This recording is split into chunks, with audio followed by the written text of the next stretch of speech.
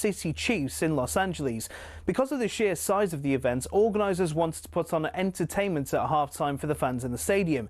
It was a display of marching bands, dancers and pure USA patriotism, and that was the theme that followed for years. In the 1980s, the Walt Disney Company got involved and we started seeing some interesting and questionable displays. But we got our first glimpse of half-time shows to come in '93 when none other than Michael Jackson stunned fans with his 15-minute medley of his own smash hits. When he walked out on stage, he had to wait for the crowd's cheers to die down for about 2 minutes before even starting his first song. Diana Ross, Gloria Estefan, Phil Collins all starred in their own shows, as did Aerosmith, who performed alongside NSYNC. Things got a little bit out of hand in 2004 when Justin Timberlake and Janet Jackson produced perhaps the most famous or infamous wardrobe malfunction in history. Shows from the likes of Prince, Lady Gaga and Beyoncé are considered by critics as the best. To give you an idea of the scale of things, Rihanna's 2023 halftime show included roughly 800 people. These ranged from backing dancers to stage crew to camera operatives broadcasting to millions around the world. The whole stage for that show was built in roughly 8 minutes and was broken down and cleared away in the same time. The acts perform for free nowadays, even though the experts reckon it costs around $13 million to put on Rihanna's show. Artists know they'll rocket up the charts in the following weeks. Rihanna's average sales improved by 140% in the months following her performance. The Super Bowl halftime show will be a fixture in pop culture for years to come. So the question is, who next?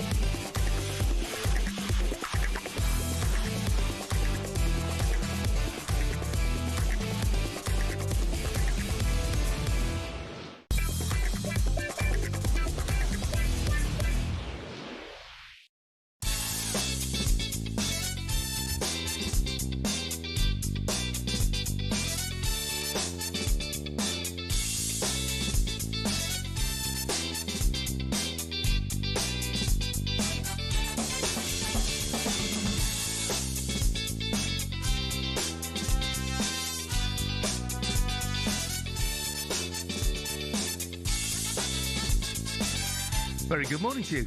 It is 3.5 minutes past 6 o'clock, Monday, November the 3rd. This is talkSPORT Breakfast with Arnold Clark.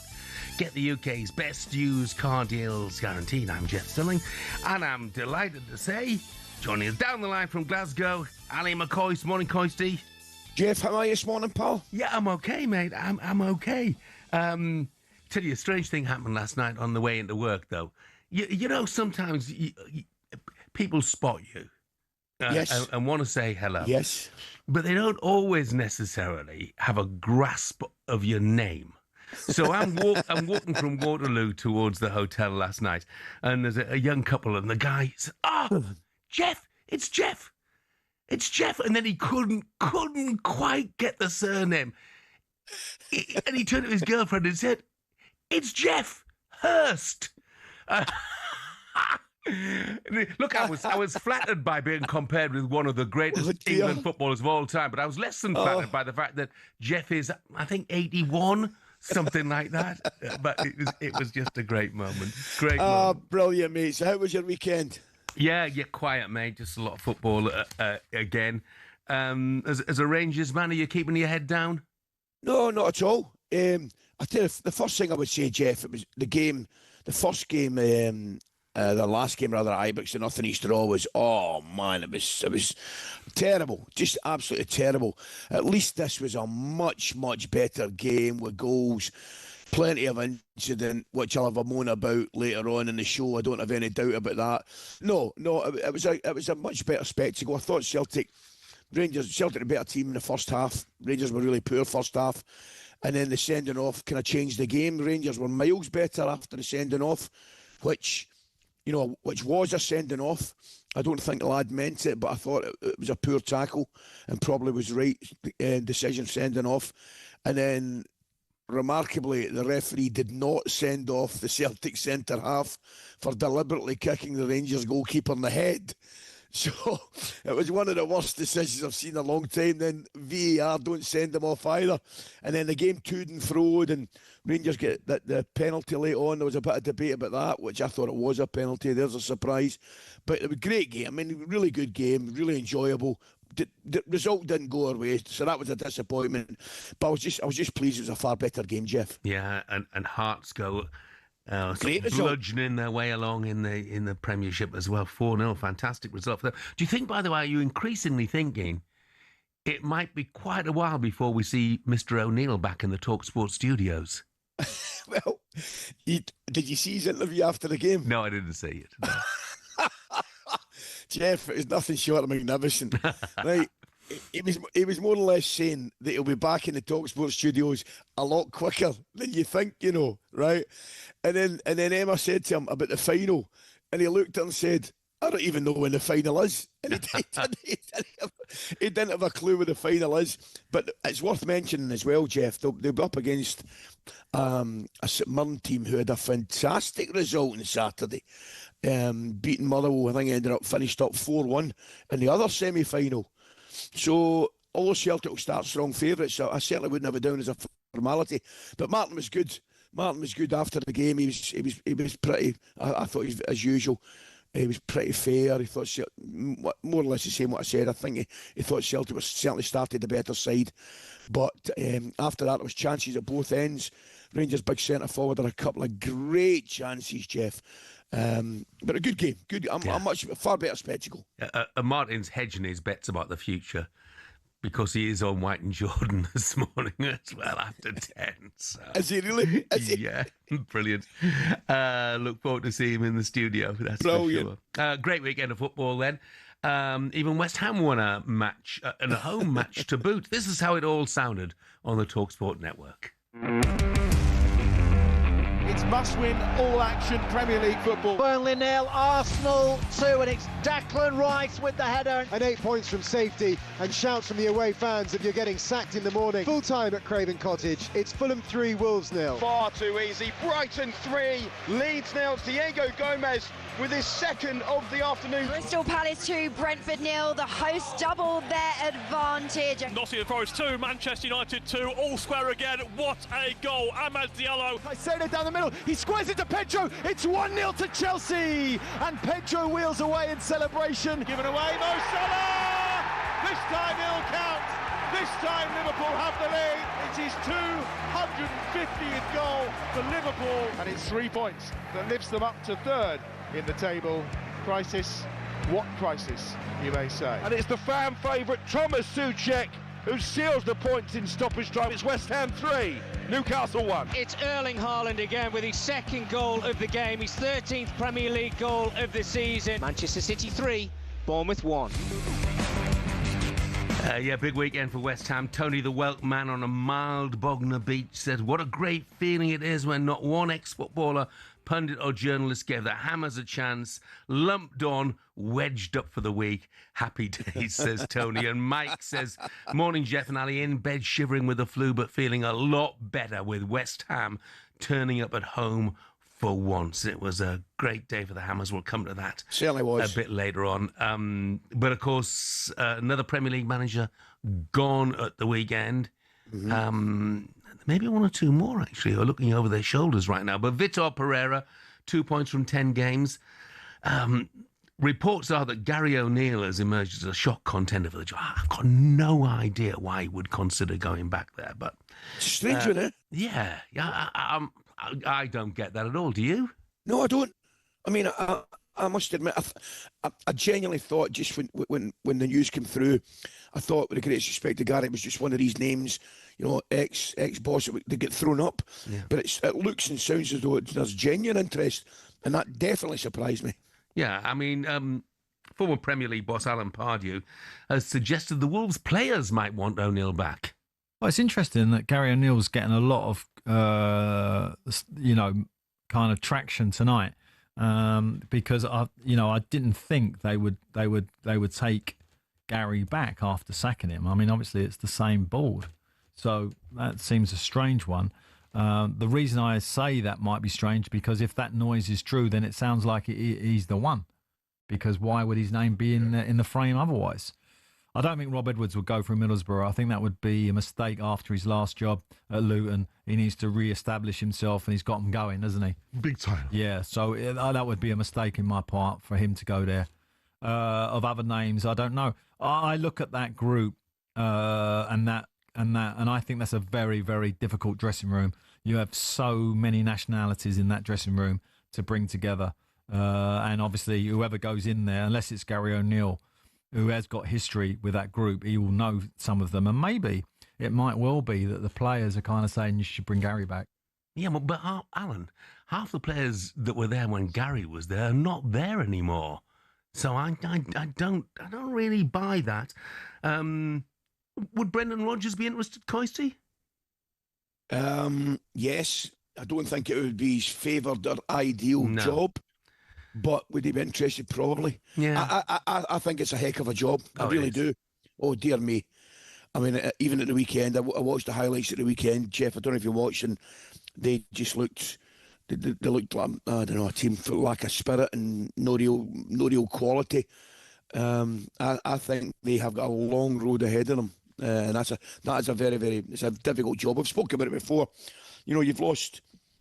certainly 2 or 3 of their best players, Cunha in particular, right, Nuri, boys like that, and they haven't really replaced them. So I think it's a big, big job, mate. It's a big ask right now. Yeah, you're right. I mean, the issue is you can sell players, but you've got to replace them properly. Of course you have. I think Rokodare is the boy they bought up front who's yet to score a league goal for them. Yeah. Lopez paid £20 million for him. He's only had 1 league start, and he was subbed at half time in that. And John, I don't mind Strand Larsen. I've got to say, I mean, there's a couple there. Yeah. But at the same time, you're right. When you get rid of the quality that they have got rid of and haven't, have nowhere nearly replaced it, then you're only going to get one thing, and that's a problem. I mean, look, Wolves fans, forgive me, but the likes of Brendan Rodgers, he doesn't want a relegation on his CV. No. Because that's what it is almost certainly going to be. My suggestion, for what it's worth, a bit left field, is what about someone like Robbie Keane? Of course, started out at Wolves. He's been abroad. He's done his stuff. He's had success at Maccabi Tel Aviv. Now he's having success at Ferencváros Hungary, as well. I'm pretty sure he's keen to manage in England, particularly in the top flight. So I'd be looking at someone like that who wants to come and make an impact rather than the same old names on the merry-go-round. Mm-hmm. For what it's worth. No, I'll tell you right now, it's a good shout. Obviously, connections with the club as well. Don't think that's a daft shout. Excuse me, I mean, it's a big job for him, but it's a heck of a job as well, Jeff. He's had a great start to his managerial career, as you say, in Israel and indeed Hungary. But that would be it's a big, big move for him. Big move for him. I tell you what, Coyce, what I've noticed this week as well, Arsenal fans, aren't they touchy? Aren't they touchy? What do you mean this week? Oh, my goodness. What do you mean this week? The fact that I said, I'd like to see them play a bit more expansively. And even when they won again at the weekend, comfortable win as well. Terrific in the first half. Yeah. Declan Rice, masterclass. Sam's been on this. Morning, Jeff. Another set-piece masterclass from the Gunners. How angry does that make you? You know what, Sam? It doesn't make me angry at all. As I said at the time, I love Mikel Arteta. Just at times, I wish they play a bit more expansively. Didn't need to at Burnley. And for what it's worth as well, I'm pretty sure they're going to win the league, but we shall see. But Sam, and all you other Gunners fans, doesn't make me angry, okay? Wolves fans, who do you want? 3 goals against again, Jeff. Sorry? Worth a mention. They've only lost 3 goals in the league. Yeah. Defensively, they're a different level. They are absolutely defensively a different level. What people don't necessarily mention is the fact that in attacking terms, they've got a lot of goals as well. And okay, most of them come from set plays. Set plays count just as much as any other goal, of course. But, defensive, 18 goals they've scored. That's the same as Liverpool and the same as Chelsea. But they've conceded 3. Liverpool conceded 14. Chelsea have conceded 11. I've got no complaints about Arsenal. So come on, stop having a go. Up next, we'll find out where Virgil van Dijk has been forced to bite back at Wayne Rooney.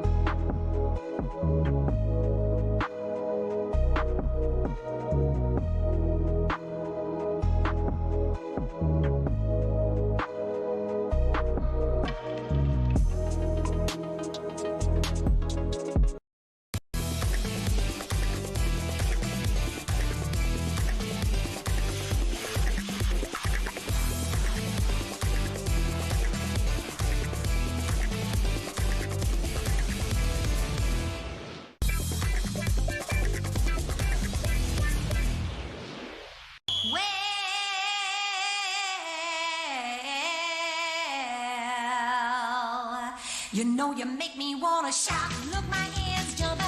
Look, my heart thumping. Morning, this is talkSPORT Breakfast. I'm Jeff Stelling Ally McCoist is with me, and it is today Lulu's 80th birthday. Wow. One of Scotland's finest, eh, Coisty? Brilliant, absolutely brilliant. There was an article and a little bit on the television up here. She did one of the concerts up here recently, and seemingly she was fantastic, just telling stories about her life and singing one or two songs. Brilliant. Well, look, my partner in crime on our theatre tour is Bianca Westwood. Lulu's her favourite, her absolute favourite. And, you know, I know that she particularly enjoyed it when Lulu duetted with Rod Stewart at Glastonbury. And that, so Bianca, if you're awake yet, that's especially for you. She's not a fan of Lulu. I suggested we should go because Lulu was doing the same sort of thing in London. An evening with Lulu, you know, conversation and music and things. And I suggested that would take Bianca. I think she left the country. Brilliant. Just one quick text here. Muteen says, I think Robbie Keane's next job should be Celtic. Get some Champions League experience and after a few years be the successor to Arnie Slot. So there we go. Oh, and one more quick one. Mark texted a few weeks ago. He said, hi, Jeff and Ali. You might remember mentioning our little annual football mystery road trips. Basically, the first team to score that comes up on the viddy print at 3 o'clock kickoffs on Soccer Saturday. That's where the little party, 4 of them, go to the first game of the season. Well, there are only 3 survivors now. He said, first to score on Saturday were Hibs. But amazingly, we've been there before. One of our few rules is not to return to where we've been, so it rolled on. And next up, we were treated to Burton Albion. So it's off to Burton we go, home of brewing. Mark, I have to say, fix is the word that comes to mind here, very much. Look, let's take a look at today's back page of the Tesco Mobile for Business, shall we? The Back Page Review on talkSPORT with Tesco Mobile for Business. Got a side hustle baking bread? Improve your take-home dough with business phone bills for up to 40% less than the big 3 networks. For verification, see tescomobile.com/business. And Olivia's back with us. Hi, Olivia. Good morning. How are you? Yeah, I'm well, good, but, very well, thank you. Probably not as good as you. I'm sure you're going to talk Chelsea, are you? I'm not. You know, No. I'm not. Jeff, I'm not even going to bother because I think we all knew what was going to happen at the Tottenham Hotspurs. It always does. I'm sorry, it does. Chelsea are the team that have won the most there, and I don't think Chelsea really needed to get out of second gear, but that is not what's dominating the back pages this morning, and it is all Erling Haaland. But we are going to talk about Erling Haaland a little bit later on rather than right now, because right now, also on the back page of the Mirror, is you mentioned it there about Robbie Keane being linked to Celtic. Brendan Rodgers, the former Celtic manager, has been linked to the Wolves job. Yeah, we just touched on that. Why would he want a relegation on his CV? And I'm not having a go, Wolves fans, but Coyster, you don't really see it happening. I don't really see it happening either. I mean, you'd never rule it out, obviously, but it just doesn't seem. It doesn't seem a perfect fit for either. I don't think, to be brutally honest with you. I could see. I know they had a brilliant result at the weekend here. I think I could see Brendan going to West Ham before a kind of Wolves, to be honest with you. Might be totally wrong, might be absolutely miles away, but I just don't see that fit at this moment in time, guys. But you do think maybe a return to the Premier League could be on the cards at some point? Yeah. Brendan Rodgers would be up for that, Ali? I don't think there's any doubt about that, Olivia. I really do. I think that's he's obviously he looked as though he would. I'm loath to use the term lost interest, but he certainly didn't look happy in his latter stages at Celtic. So I would imagine he'll go away, recharge your batteries, and when the time comes round about the turn of the new year, as often it does, 1 or 2 jobs will come up. Okay, what about Gary O'Neill, Jeff? In line for potentially a return to Wolves? Why? Why would he go back? Seriously. He's had a pretty bad experience there, ultimately. Yeah. He's had a bad experience. The fans were giving him unmerciful stick by the end. Look, I thought he did a really good job there. I've got a lot of time for Gary O'Neill. I think he's more likely to end up as the Southampton manager than he is at the Wolves manager. But, I just don't see it. Look, we keep talking about managers going back and Russell Martin's one of the favourites for the Southampton job. Goodness sake. They say never go back to an ex. They say never go back to an ex. I think in this case it's good advice, and I don't know Gary at all. I mean, I don't know Gary at all, but I think he would think twice. Yeah, I mean, I'm with you, mate. I thought he did a good job at Wolves, but it would baffle me for both parties, actually, if that move happened. Even from Wolves' point of view, I'm not sure it's ideal going back. I think they've got to look somewhere new and go somewhere fresh. And I would think the same for Gary, to tell you the truth.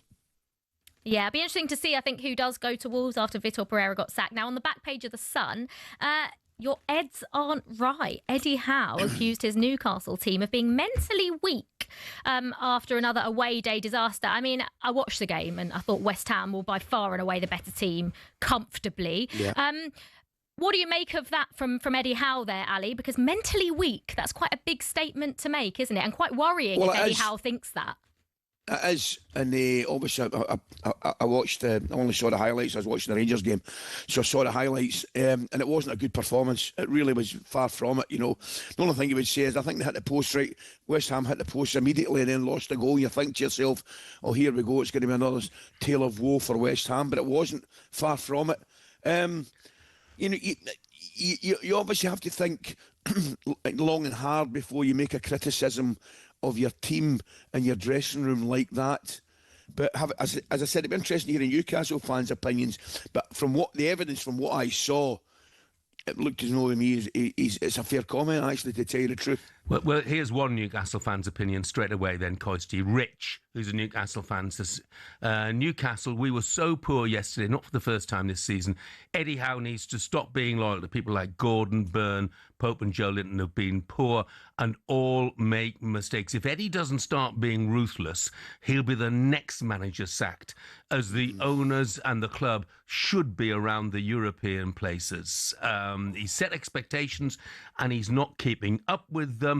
We need a massive performance, not only on Wednesday, but away to Brentford on Sunday. So, and I've had quite a few messages over the weekend from Newcastle fans who've been critical of the team, but they've also been critical of Eddie as well. Yeah, I feel like that's quite savage. I feel like talking about Eddie Howe being replaced, I think, is a bit wild, Ali. Oh, I mean, it's miles away. I think he has done and is doing a fantastic job. I understand the frustrations, obviously, and he'll be as frustrated as MD. But come on, I mean, Newcastle, he won them a trophy, Champions League football. We're 10 games into the season. Newcastle will be fine. They will be absolutely fine. My only concern was the one they had last time we got in the Champions League. And is the squad big enough for it? But I'd certainly think the squad's bigger and better than it was even last season. So, listen, I think everybody calm down. Eddie will be absolutely fine. I mean, they looked shattered, didn't they? They looked so jaded. He made 3 substitutions at half-time. And he wasn't afraid either, because he took Anthony Gordon off, he took Valdemar off, and the effect, nil. They were probably worse in the second half than they were in the first half. So, look, Eddie's got a lot of credit in the bank, bank. So he's not going to be going anywhere. Maybe I should be.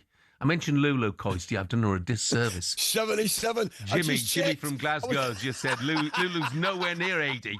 Check it out, lads. 77. Apologies due. I apologise as well.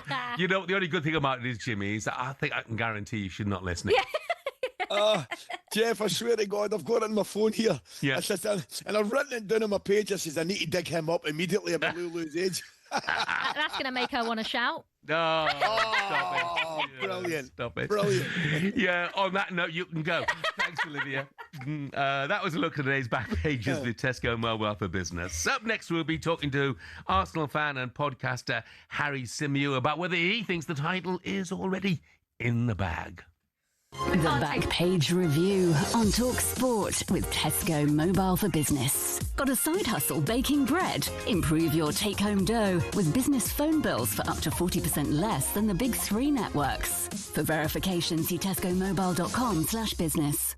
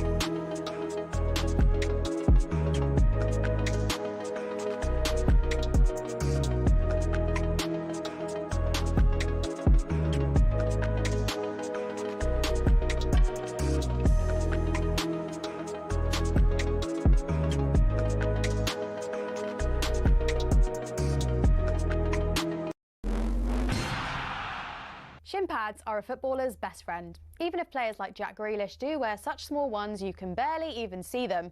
But what's the story with shin pads, and are there actually any rules on how big they should be? It all started with cricket, actually. Cricketers had been wearing shin pads since the 1700s. It was thanks to this guy that shin protection made its way over to football. Meet Samuel Widdowson. He was a cricketer and a footballer.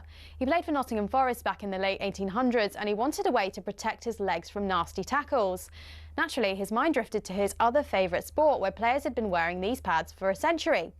Story goes, Widdowson cut up his cricket pads and popped them on before taking to the footy pitch. His Nottingham Forest team then began wearing them from 1887, and the first known use of them in a match was in 1894, in a match between Newcastle and the then Woolwich Arsenal. Eventually, FIFA clocked on that this kind of protection was pretty important for footballers. And so, in 1990, basically 100 years after Widdowson first put them on, shin pads were made compulsory. It became part of Law 4 of IFAB. That's the body responsible for setting the laws of the game internationally. But the law doesn't actually specify anything about measurements of shin pads. It just says they must be made of a suitable material and be of an appropriate size to provide reasonable protection. It's really vague, even though there have been calls for it to be changed.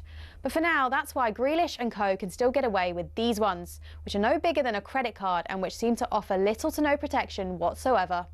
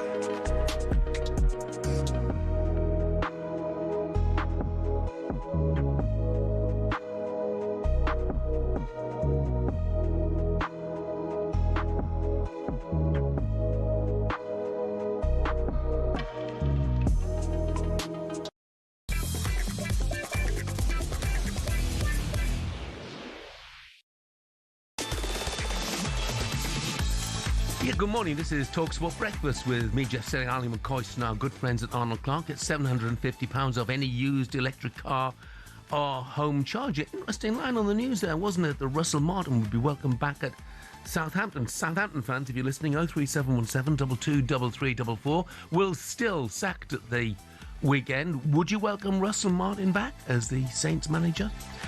Ian, who's a Newcastle fan, just to balance things up, said, please ignore keyboard warriors regarding Eddie Howe. Any Newcastle fan saying Eddie Howe is under pressure is talking nonsense. We've had a few poor results after an extremely turbulent summer, yet only 2 wins away from 4th place. And I think that's dead right, Ian. You know, it was a very turbulent summer indeed. I don't think anybody realistically thinks Eddie Howe is under pressure or wants him to be either. Coisty, what do you think about that? Russell Martin back to Southampton? That would stagger me. I mean, we mentioned Gary O'Neill. It would absolutely stagger me, that, Jeff. I mean, surely that can't happen, can it? Surely. I don't think so. I don't think so. Look, we shall see. I mean, I think the writing was on the wall for Poole will still, you know, he's only had a dozen league games or 13 league games or whatever, but and lost home to Preston at the weekend, but I just don't see Russell Martin coming back. And now it's our biggest competition yet. Time is running out. Just under a week to go at the Lions Close for your chance to play to win up to £100,000 completely tax-free. If you're the lucky winner getting the call this Thursday, you'll be heading to the talkSPORT Towers on the 13th of November to play for that life-changing cash prize. Here's how to enter, and of course, good luck. 18 plus UK excluding Northern Ireland. For a chance to win, text the word cash to 83338 and you're in the draw. Text costs £2 plus 1 standard network rate message. You must have the bill payer's permission, or you can enter for free by calling 0330 880 3338. All entries must be received by the 6th of November at 4 p.m. This is a talkSPORT limited promotion run on talkSPORT, Talk and Virgin Radio UK stations. Full terms and conditions at talksport.com. Yeah, as I said, the very best of luck to you.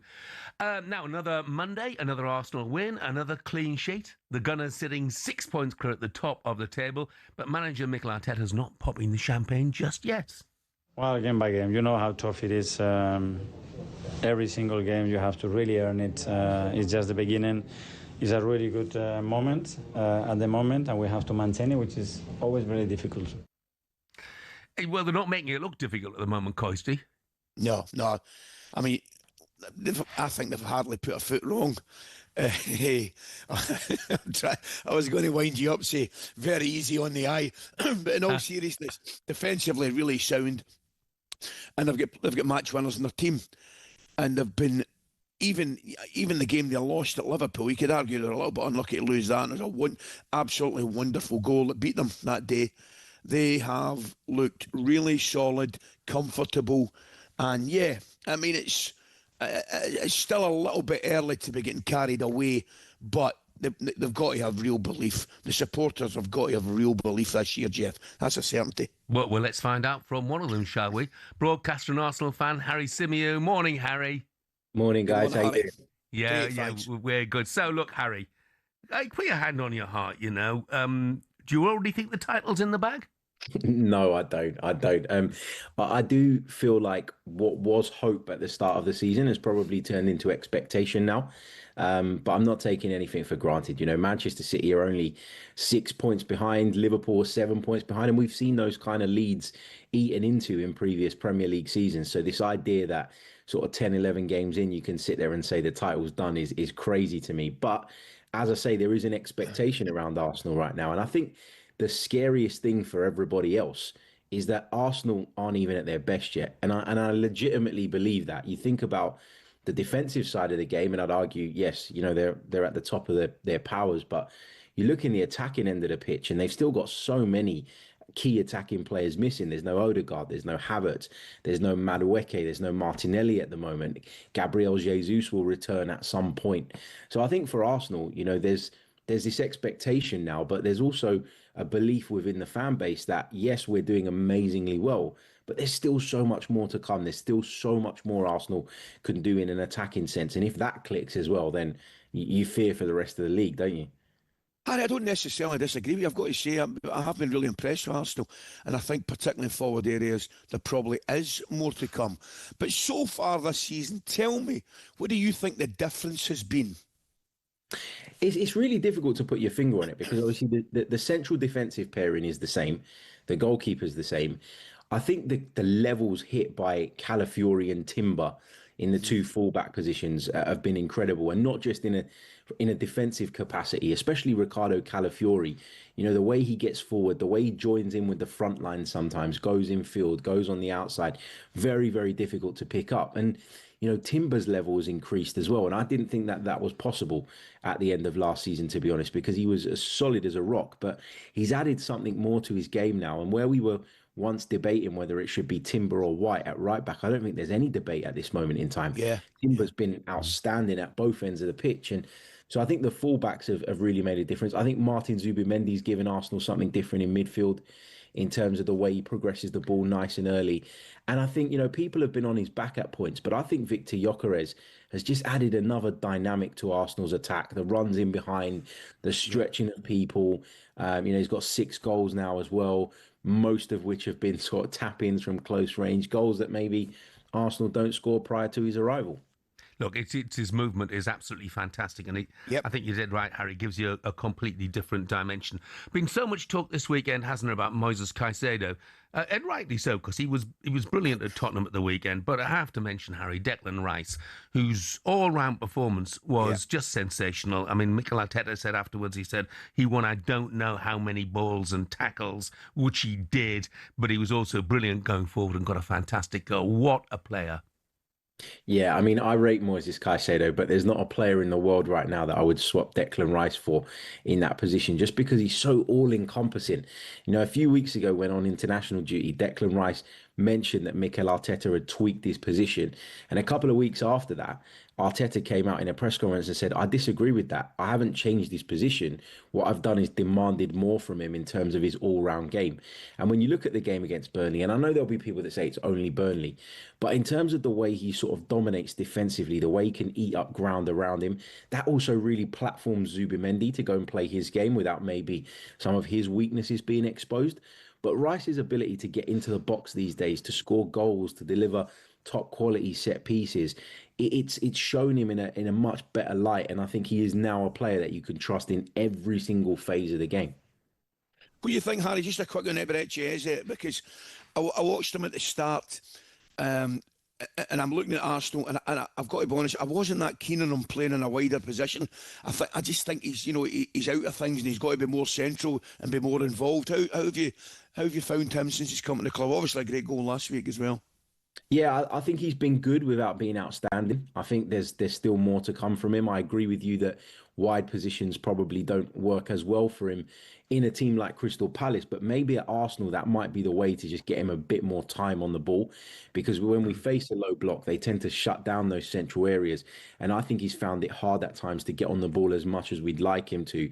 That passing lane always seems to be cut off, but when the ball breaks to him on the edge of the box, as you've seen on multiple occasions, he will take a shot on, and he just plays the role for me, Ali, in a really different way to Martin Odegaard. And a bit like there was an adjustment when Gyökeres came in and started playing in a different way. I think we're still going through that with Eze as a central player, but I'm not worried about him coming good. We know the quality's there. We know he's capable of hitting those levels, and I think it's only a matter of time before he really sort of catches the eye as well. I mean, he has at times, but I think on a more consistent basis. Yeah, he's a great player. He'll definitely start to catch the eye no more doubt, often. no doubt. And by the way, Man City, Liverpool next weekend, somebody's going to drop points there. It's all going the Gunners' way. Harry, thank you very much indeed. Thanks, Harry. Yes, guys, have a good day. Thank you very much. You too, yeah. Arsenal's next game, of course, tomorrow night in the Champions League, away at Slavia Prague. You can hear it live on talkSPORT 2 from 5:45. Right, still to come on breakfast. Superstar Breakfast preview on talkSPORT with Travis Perkins. Download the new improved app to easily manage your accounts and quotes. We will be joined by a man who did this on the world's biggest stage. And it's cleared, but only as far as Joe Cole. Hits it up into the air, goes for the spectacular, and it's in. What an unbelievable goal from Joe Cole, 35 yards out. Joe Cole will be with us live in the studio for an hour at just after 9 o'clock. And that was our look ahead with Travis Perkins. Superstar Breakfast preview on talkSPORT with Travis Perkins. Get free next day track delivery. Head to travisperkins.co.uk or download the app.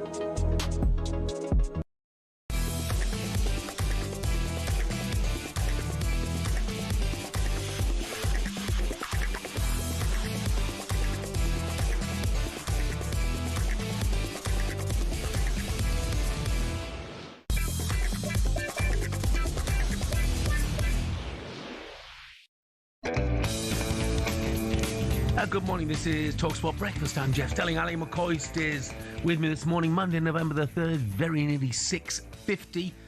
Main stories this morning: Vitor Pereira sacked by Wolves after a disastrous start to the season, having taken just 2 points from the first 10 Premier League matches. Martin O'Neill said he would be open to a slightly more extended stay as Celtic interim boss after their 3-1 win over Rangers in the League Cup semi-final. And West Ham won a game of football, their first home win actually since February, only their third of the calendar year. Manager Nuno praised his team for their performance and fight. Yeah, that's the more important aspect of the game. That minute that we eat the bar with Gerrard, a fantastic move, fantastic combination, and they got on the break and they score. It felt like, oh, again. But just looking at the ways the players reacted, the heads didn't go down, everybody was clapping and saying, come on, let's go. And immediately we have a penalty ruled out. And we felt, okay, let's believe in the boys. That's more important for us. And I promise you, West Ham fans will talk about it a great deal a bit later in the show. But right now, it's time for a bit of this. How can you not love the EFL when it throws up moments like this? Here's Hawk! Ball's come back to Zamora! Tick off again! City fans can't believe it. What a match! Windass! Quite simply destined to be from Team Windass. We're in London. Hey, we're in London, aren't we? Leeds can beat you 4-1. They're a fantastic team. But we had someone in the bushes that day twice this season now. No sirve para nada. I didn't know I would have such a reaction. That ghost didn't head one in on Saturday. We didn't defend properly, you great chicken nugget. We hear that Jimmy Glass, the goalkeeper, has scored for Haaland. You just never know which twist any game is going to turn next. Must I forever be? Yeah, it's time for our look back at the EFL. We'll come to managers in a moment or two, but Premier League fans, maybe you should just be looking forward to some more cold, wet Wednesdays in the Potteries.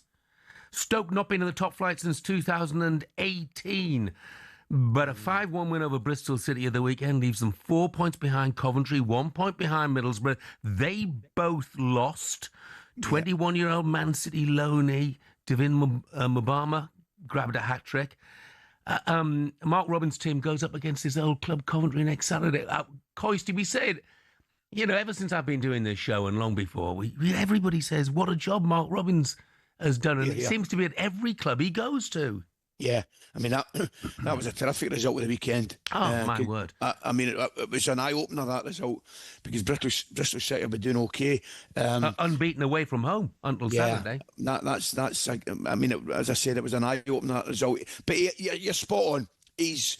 Is it safe to say or fair to say he gets slightly under the radar a little bit, and it's a little bit unfair because I think he has done and is doing a fantastic job. Clubs he's been at before, particularly Coventry, brilliant. And what a game that's going to be. Coventry obviously coming off a 3-2 defeat, and I think it was Friday night.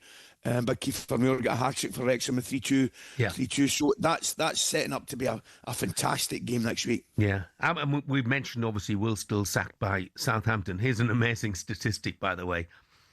Since the playoff final win in May 2024 for Southampton, that was under Russell Martin, since then they've played 51 league games and they've won 4 of them. That's incredible. I mean, it is incredible. Wow. That's absolutely unbelievable. Yeah. Give us that again. 54 and they've won 4. 51 league games and they won 4. 51. Yeah, I mean, obviously a lot of those were in the Premier League, so it was much more difficult. Yeah. But I suspected they would struggle coming down to the Championship with some of the players that they'd lost during the course of the summer. But I didn't think they'd struggle this much. 4th bottom of the table, 3 straight defeats. I know they are. They've only got 12 points. Yeah. And another one we're probably going to talk about as well is a team 2 places below them. Yeah, absolutely. Norwich, Jeff. Incredible. Dear me.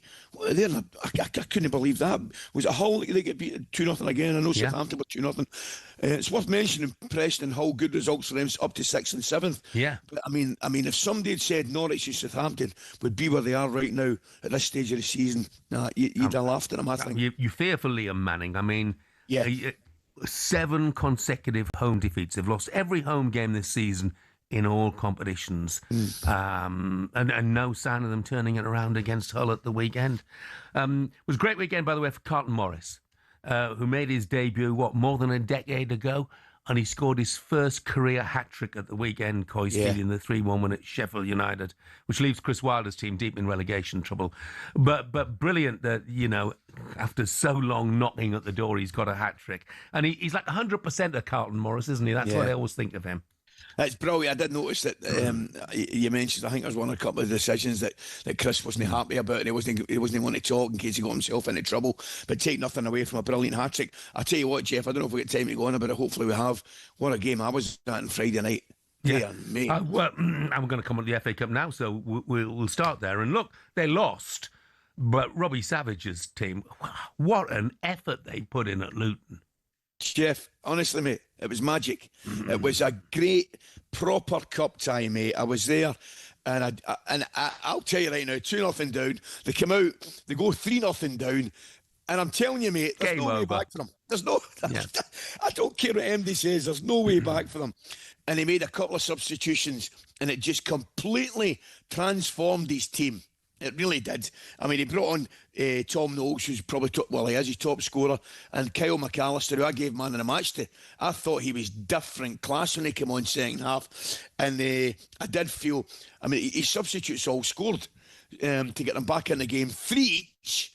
And I'm thinking to myself, they're going to go in and win it. I mean, they are going to go in and win it. And then Luton scored. I think it might have been the 93rd, 94th minute. Well worked goal. It was a good finish. Naki Wills got 2. I think it was Kadua get the fourth goal. But and then Aidan Dalsh, I swear, Jeff, what a chance. It's the last kick of the ball. It is the last kick of the ball, and it drops to him. And for all intents and purposes, mate, he's just going to smash it like he did with his goal, and he's going to keep it low and hard. And you can actually see him change his mind. Yeah. And he goes to side foot it, and I felt for him. I really felt for him. But what a game of football. Loved it. Some great performances. Look, individual performances of the weekend. Hat-tricks. Michael Mellon scored a hat-trick for his dad's Oldham as they down League One Northampton. Danny Elliott got a hat-trick for Macclesfield as they beat Tottenham. And the most remarkable, Carlisle's Regan Linney came on as a substitute at League One Reading with the National League side 2-0 down.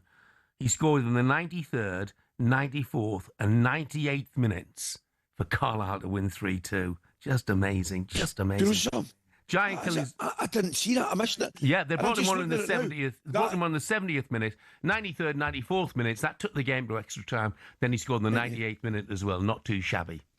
Remarkable. Yeah. Absolutely Giant killings as well for Brackley against Notts County, Boreham Wood against Crawley, and Gateshead. Brilliant for them at Wimbledon.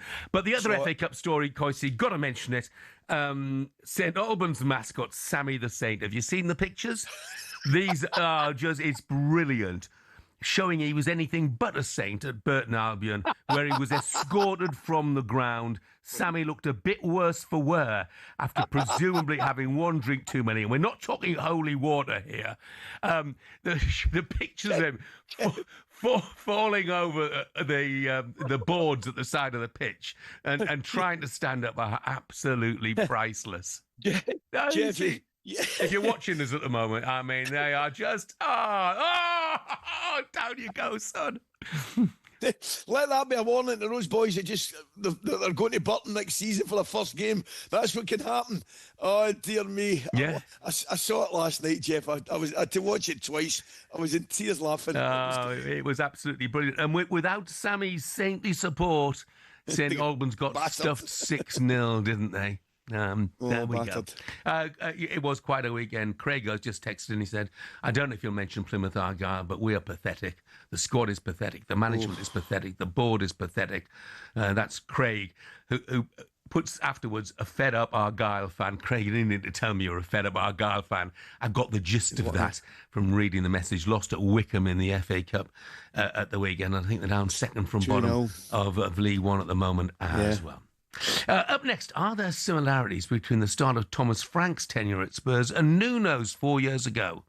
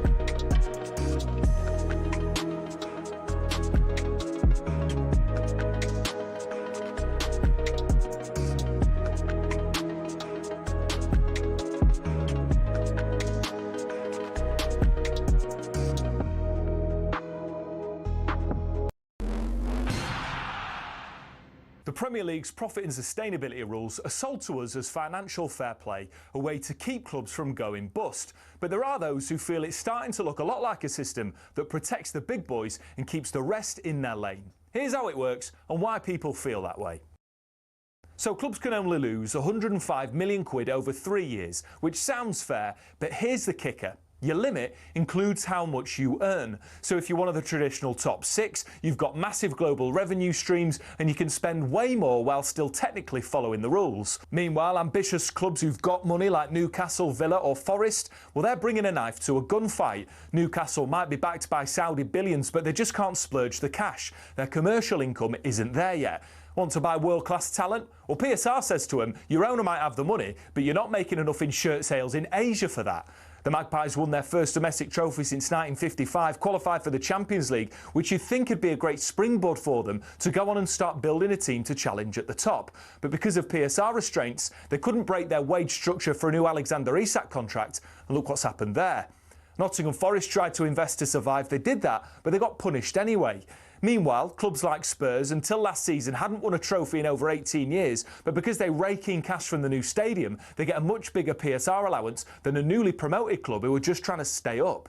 And let's not forget the loopholes these big boys are exploiting. Chelsea found the trick with those long contracts, selling the women's team. City are masters of related party sponsorships. Etihad this, Etisalat that, all within the rules, and fair play to them for capitalising on those opportunities. But what about the smaller clubs? They don't have that luxury. Now look, financial sustainability matters. Nobody wants another Bury or Morecambe situation. But there's increasing concern that rather than levelling the playing field, the current rules cement the existing hierarchy.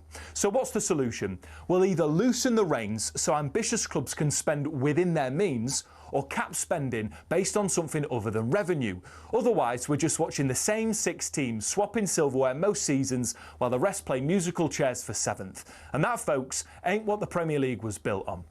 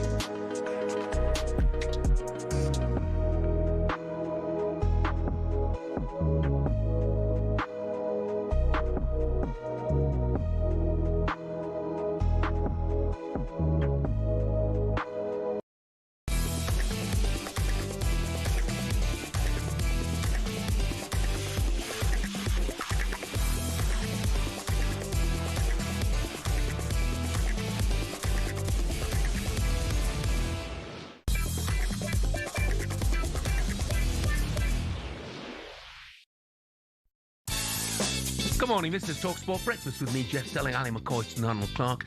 Get the UK's best used car deals guaranteed. Am I missing something? Why would Frank Lampard, or indeed Mark Robbins, want to go to Southampton? Is it just me, Coisty? I mean, I think I've lost the plot. No, I'm with you. I'm totally with you. I mean, at this moment in time, it's the last thing you think they'd do. Yeah. It's crazy. I mean, Frank's top of the league at the moment with Coventry. Stoke, sitting in 3rd place in the table. We know that Stoke have got phenomenal finances. Yeah. Why would they want to go to a Southampton side who, look, at the moment have been in free fall. 4 wins in 51. They haven't backed their manager financially in the last transfer window, Will Still. Not in my opinion anyway. They lost a lot of good players. The place is toxic at the moment. I don't get it. At what stage, I mean, it's clearly a job for somebody, but at what stage does it look a good idea for Frank Lampard and Mark Robbins? Doesn't. It just doesn't. Doesn't at all. No, doesn't. Look, on the way for you this morning, 3-9 Premier League winner Joe Cole will be here just after 9 o'clock in the studio for a whole hour. Right now, though, Tottenham in a new stadium, of course, but for Chelsea, same old story. They used to call it 3 Point Lane, didn't they? And they took the 3 points this weekend at the Tottenham Hotspur Stadium. Spurs only managing one shot on target. And it got worse in a way for Thomas Frank, the Tottenham manager, with Mickey van der Ven and Jed Spence appearing to blank him at full time as they headed straight down the tunnel rather than going to the fans. Frank was pictured looking back at both players as the boos rang out around the stadium. Frank had this to say about the incident. All the players are, of course, frustrated. They would like to do well. They like to win. Like to perform well. So I understand that. I think it's about which is difficult, of course, to be consistent in good times and bad times. That's why I went around to the fans as I did. It's more fun when we win. I can tell you that. Thomas, just to follow up, that is quite a striking image of you looking over your shoulder as the two players walk past you. Is that acceptable for you, that they would ignore you and walk off like that?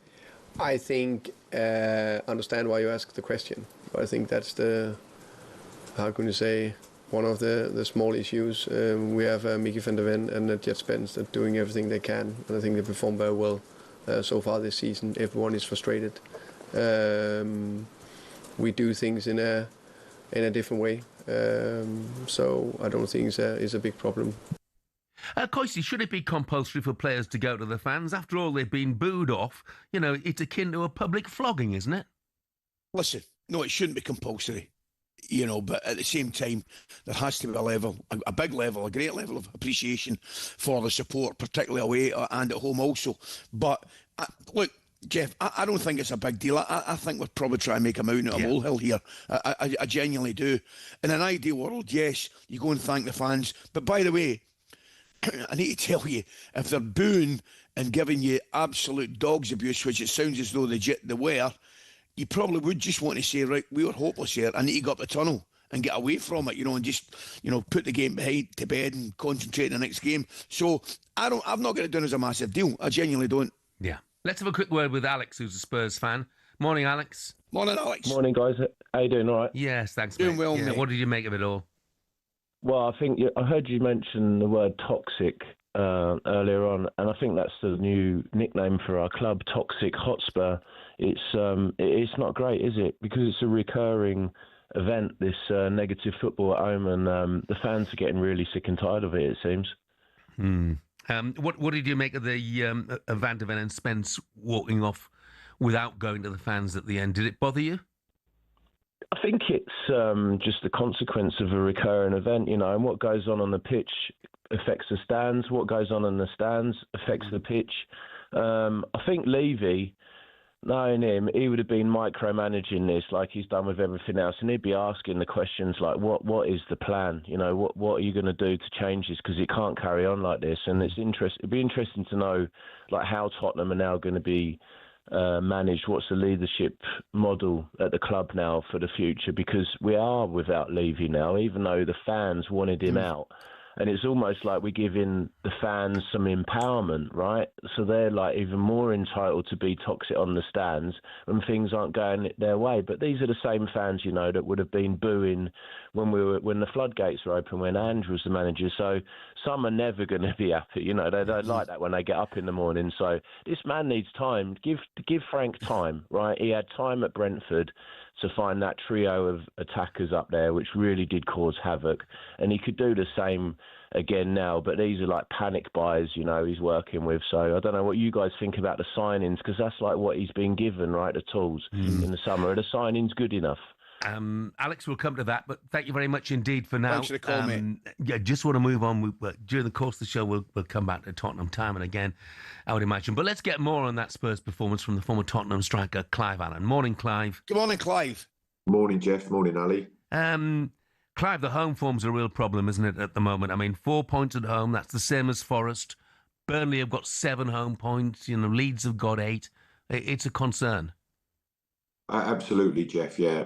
Away form, fantastic. The way we set up at home is costing us, really. And certainly when you said there was only one shot from Kudus on target in the game, that is not what the fans want to see. That's obviously part of their frustration.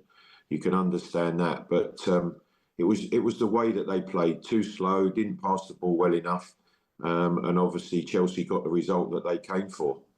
Clive, what is it particularly with Chelsea? I mean, it's actually amazing. I mean, you have some clubs, you're saying yourself as a centre forward, you like to play against, you've got a good record against and score goals against. But what is it with Chelsea with Spurs at the moment? Ali, I wish I knew, because Chelsea have had this. Well, they've had this sign over Spurs for a number of years, and certainly coming to what before the White Hart Lane, and now obviously the Tottenham Hotspur Stadium. You could just sense it in the Chelsea, the group of players. They had a belief that they were going to come and get a result, and in all honesty, the 1-0 defeat was more than they did, not more than they deserved. They had a number of chances. Vicario made a lot of saves, and they won the game comfortably. That last quarter there, Clive, you made a point about the recruitment there. And when I looked at the Spurs starting 11 now, I mean, albeit briefly, but Thomas Frank started with 4 central midfielders: Paulinho, Benton Kerr, Pape Sarr, and Bergvall. Bergvall obviously didn't last too long. In recruitment terms, have they missed a trick by not bringing in somebody more creative in that area? And I know they've lost James Maddison, and I know they've lost Kulusevski as well, but not recruiting a creative player there. Yeah, Jeff, I agree with you there. I thought Alex Cole was a very good one, I've got to say. Obviously, Xavi Simons has come in. He's finding it difficult to adjust to the Premier League physicality and pace at the moment. Without Solanke leading the line has been a problem. Richarlison started the season well. Rando Colomwani is finding it difficult to get up to speed with the Premier League. He led the line. Brennan Johnson, the top goal scorer, hasn't been playing regularly. He's been in and out the side. Wilson Odobert was recruited on the left-hand side. Tell as well. So there's a number of players really that basically haven't, I would say, come up to speed for the Premier League and what's required. They're finding it difficult. Defensively, in the defensive third, we're organised, we're resilient, we're tough to beat. But in the attacking third, we're finding it very difficult with a lack of creativity. Certainly, Kulusevski and Maddison are a big miss at the moment. Yeah, Clive, just a quick one. Big result for West Ham. Massive result for them, mate. It was, Ali. Yeah, it was much needed. Obviously, I live in a West Ham area. I hear you say that it's been toxic at Spurs. It certainly has at the London Stadium. It was a much needed result, a big result for West Ham, and just now closes that gap which they needed. But the 3 points was massive for them. Clive, I can't let you go without asking about the boys, Mickey van der Ven and Jed Spence, not going over to the fans despite Thomas Frank urging them to do so. Where do you stand on that? I listened to Ali. I have to agree with him there. I think it's something that you don't like to see when you're a player and you've been beaten. You know the feelings that you have yourself. It's very difficult to go. I know you should go to the fans, and the managers asked them to, but they're in a state of mind where they do want to leave the field. They want to get into the dressing room, reflect on what's happened, and I think that obviously internally that will be discussed. It will be sorted out. There's no doubt about that. Clive, thanks, mate. Thanks, Clive. All the best, guys. mate. Cheers, mate. Former Tottenham striker, goal-scoring machine, wasn't he, Clive Allen? Tottenham's next game, by the way, live on talkSPORT. Tomorrow it's in the Champions League at home to Copenhagen. Coverage starts at 7. Former Spurs midfielder Danny Murphy, part of our team, kick-off at 8. Now, Pep Guardiola has compared Erling Haaland to Messi and Ronaldo. You'll hear that next.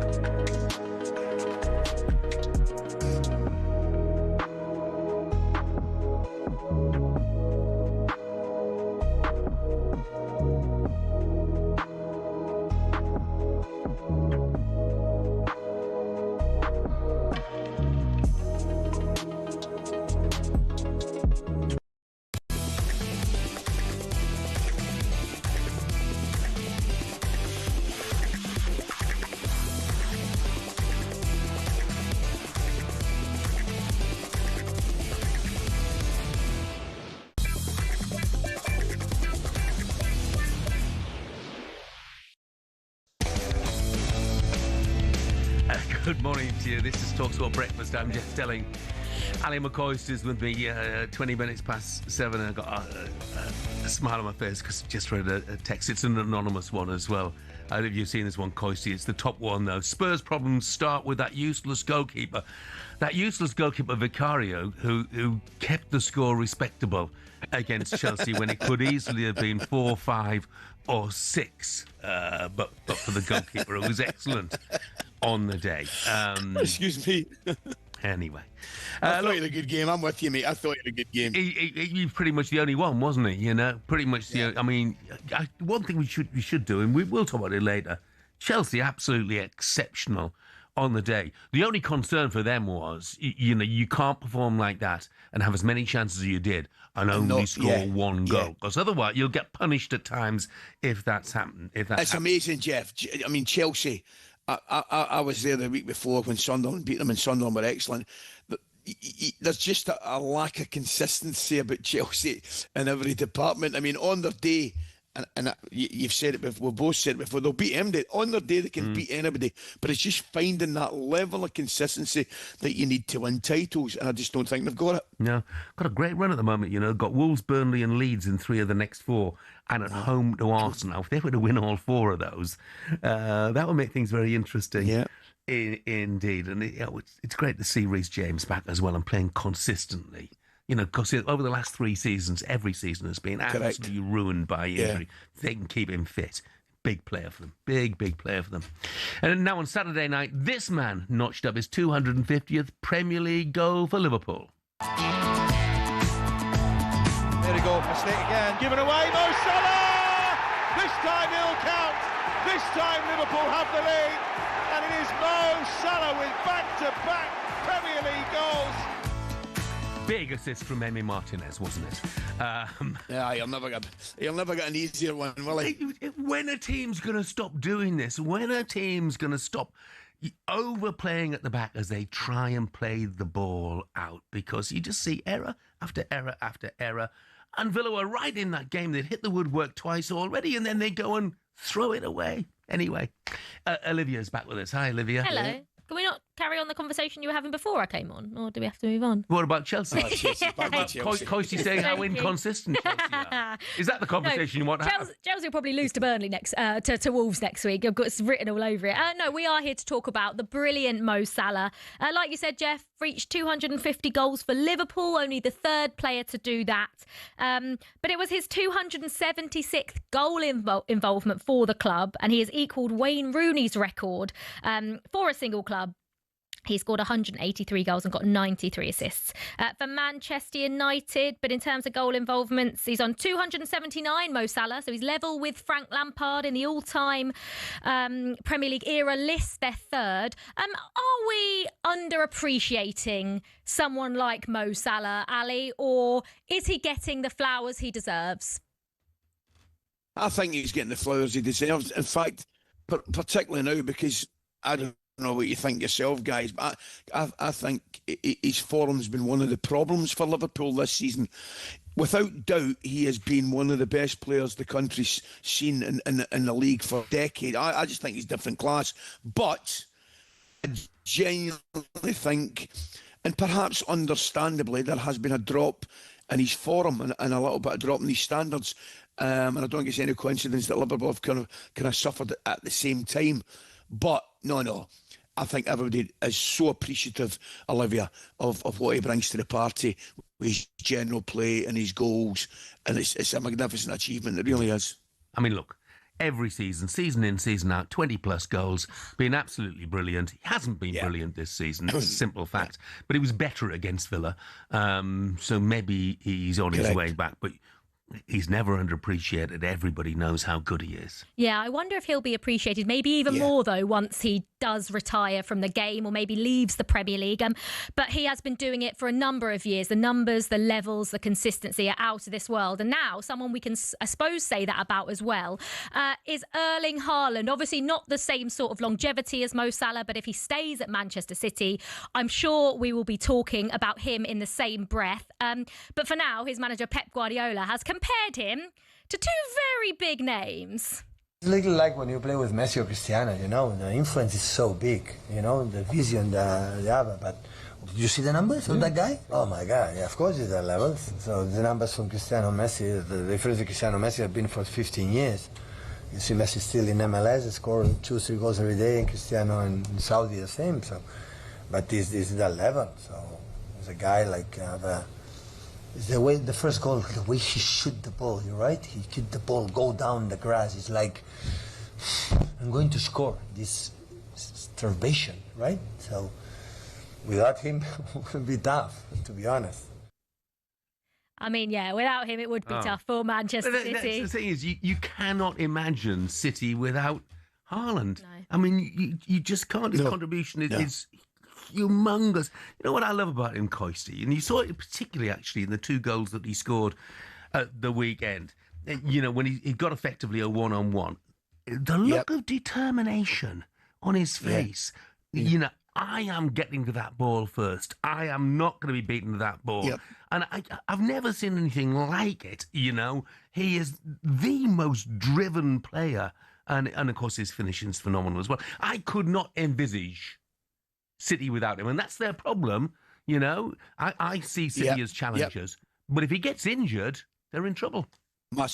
Well, you'd have to say, you look at somebody like him, I've got him down as irreplaceable.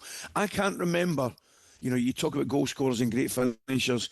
Haaland is up there with me in the respect, Jeff, of when he goes through with the goalkeeper to beat, you just are so confident that he's going to put the ball in the back of the net. And I know he tried to dink one over the goalie for his hat-trick. I get that.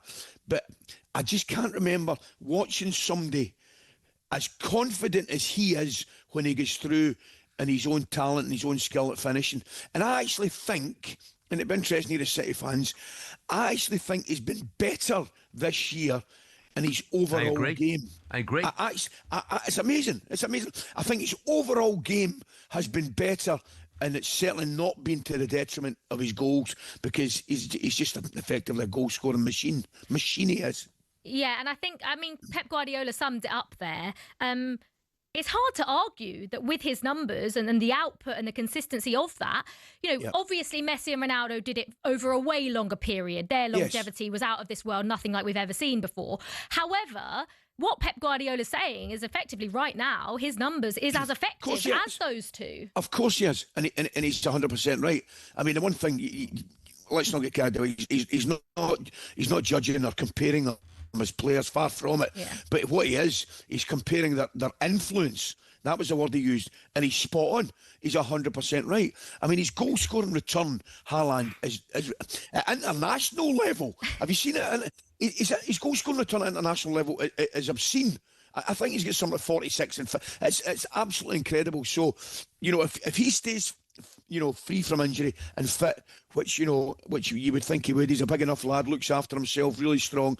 He could score an unbelievable amount of goals. Scary thing is, he's only 25. I know. You know. I know. I mean, there are years and years of Erling Haaland to come. Fantastic. Fantastic if you're a City fan. Thanks, Olivia. Is that you done? Thanks, me done, yeah. I'll be back tomorrow morning, though. Well, I won't. Oh, Jeff! Where are you? Oh, I've got a few little things I've got to get done tomorrow. So the bad news is I'll see you. I'll see you tomorrow No, it's morning. not bad news. I'll see you tomorrow, Ali. Have a lovely day off, Yeah, Jeff. thanks, Olivia. You have a great day. Up next, we'll ask the former Wolves keeper, Matt Murray, about what on earth is going on at Molineux.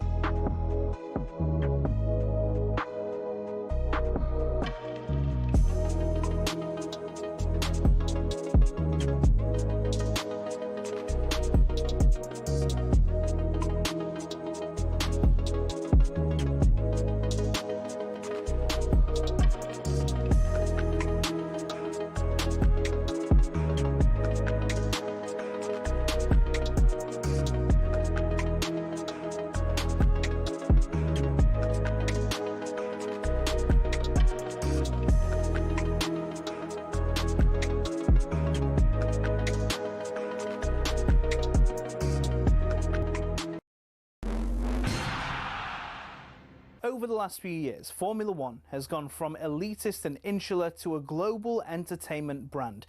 The transformation's down to American investment group Liberty Media, who cultivated a new image for the sport since buying it in 2016. Better access to drivers, improved content on social media, and tapping into the US market have given F1 a massive boost in both attention and revenues. But is everyone happy? The fans certainly are, as evidenced by Drive to Survive. Almost 7 million people per season have tuned in to get all the gossip and all the drama from the paddock. The extra exposure means the drivers can demand a higher salary too. In 2010, the top drivers were earning $20 million a year, which isn't bad. But now, the very best earn 3 times that, with Max Verstappen getting a whopping $65 million in 2025. But money doesn't always buy happiness. Some drivers, including Verstappen, don't like the pageantry the changes have brought about.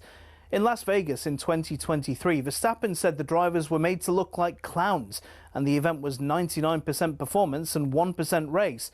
Some purists who still watch the sport feel the same, and that the spirit of competition has suffered. But Formula One and Liberty Media don't look like slowing down anytime soon. So expect more races, major events and exclusive access in future.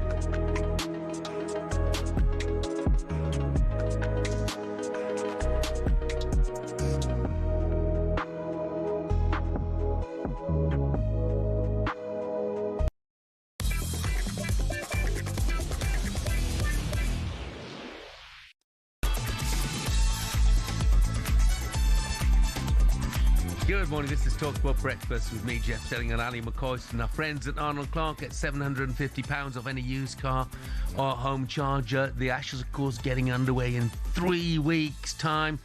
England's 2005 Ashes winning captain Michael Vaughan's been discussing England's chances of winning down under on talkSPORT's cricket YouTube channel. Take a listen. I do think the Australian public will enjoy this England side, though, and that's what England have to work towards, is getting the Aussies on their side. And from my time working there and playing there, and in particular the last few years of being a pundit there, they admire teams that play the right way. And they're always very, very respectful for any opposing player, team that gets on the front foot and puts Australia under pressure. And if England can get to that standard, I think they'll get a huge amount of, dare I say it, love from the Australian public, because they like to see that style of cricket. Oh, yeah. The Australian public are going to love England. Michael Vaughan, the former England captain. Hey, by the way, Coisty, did I miss this? It must have gone over my head. Scooby's texted and say, just want to say, loving the fact Ali just said he thinks, not being funny, Jeff, but Haaland's up there with me. Did you say that? No, I didn't say that. I said Messi. Oh, right, okay. No, I was talking about the comparison. Not at all. I was talking about the comparison that Guardiola made, mentioning Messi and Ronaldo, and I was saying it was the influence rather than he's up there. It was Scooby thought you hadn't got a Scooby for a while, but there you go. Scooby. Let me assure you, there was a double S and an I after the me. Maybe the line broke up just at that time. Maybe. Look, it has, to say the least, been a dismal start to the season for Wolves, who have parted company with manager Vitor Pereira. What an afternoon it was for Wolves. 8 points from safety, as I mentioned. Could it all be over already? Every metric you look at with Wolves is wrong. It was so far off it. It was one of the worst Wolves performances I've actually seen. And I've been involved with Wolves since I was 9 years of age. Obviously, I liked Vitor Pereira, got the fans back together. He's just out of his depth now. He's way out of his depth. Getting to 10 games, being winless and being bottom of the Premier League table, in the end it probably was inevitable. Because they are frustrated. I'm frustrated too. They need to get the results. If they're going to have any chance, they need to get results quickly. It's now or never to get this right. The ownership, since COVID and since Nuno left the club, have made some poor decisions. Wolves, pretty much since Gary O'Neill was backed and went 2 days later, haven't necessarily had a clear strategy from above. Sometimes people hear a phrase, don't they, and they just repeat it. Out of his depth. Out of his depth. Look, Vitor Pereira, if he's out of his depth now, how come he wasn't out of his depth last season? It was the same depth, as far as I'm aware. So I'm not buying that, not for 1 minute. Let's get more on this from former Wolves goalkeeper Matt Murray, who joins us now. Morning, Matt. Good morning, Matt. Guys.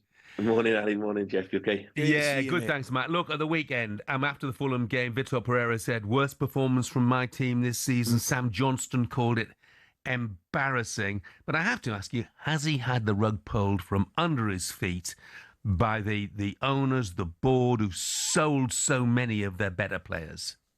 Yeah, but he signed a new 4-year contract. So he obviously thought that he could do a job with this team.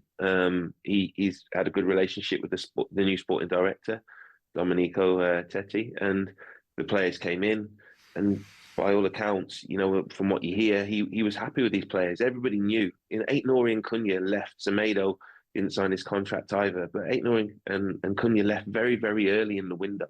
So I think there's lots of different things, of course, when you lose your best players. So you're looking at things, and I just can't believe the difference. I was there for you for talkSPORT on Saturday. I was at Molineux on Boxing Day when they beat Man United 2-0. The energy levels, the excitement in the stadium, the way the team played. And then that performance against Fulham, the players weren't running, there was no identity, started so poorly again. And you heard me there saying it was one of the worst Wolves performances I've ever seen. Now, I've been involved in some bad ones and some heavy defeats, but it was just the manner of the defeat. So out of his depth, as you're saying there, he got an amazing reaction when he first came in. But I think as well, the newly promoted teams coming up are a lot stronger.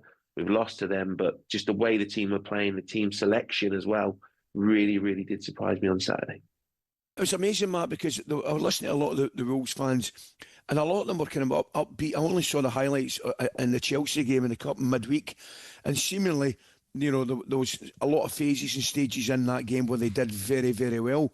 But getting back to the point you made, to go from that with a little bit of hope, it was the manner of the defeat. I watched extended highlights of the game at the weekend. And mate, I actually couldn't see anything. I mean, there was nothing. There was no attempts at goal. Defensively, they looked well short. And I thought watching that, was as poor a Premier League performance that I'd seen in a long, long time. But I would ask you the question, Matt, obviously you've mentioned the players they've lost. Is the squad, I think the squad is better than it's doing, but can it raise itself to a level, where they're going to get up the table? Because I'm not so sure, mate. And that's why when you're chatting to fans outside the ground, I've commentated on it for you guys. I've come out the ground. I'm at the gym the next day, fans talking to me. And people are saying, who would want to come in because of that? The squad before, when you had the likes of Cunha and that, and then you're close to a window and you're not too far adrift. So I think they're the big things. There's been a good few times now where Wolves have started the season poorly. When Lopetegui came in the window where they brought Craig Dawson in to shore it up at the back. They brought Lamina in. They brought Cunha in. But I'm looking at the team now, but I still think there are some good players. They're definitely underperforming. They are. They've got decent goalkeepers in Sarr or Johnston. Yeah. Agbadu was really good last season. How he didn't start Andre and Gomez in the midfield, I think they are two good players. Larson was a 50, 60 million pound bid from Newcastle. Yeah. So you've got a spine of a decent team. So I think if these newly promoted sides, look how Sunderland have started, that's been a problem. Leeds have beaten Wolves. Sunderland have beaten the Wolves. And so Burnley. So that's the issue. So look, Wolves took all their allocation. They're all there.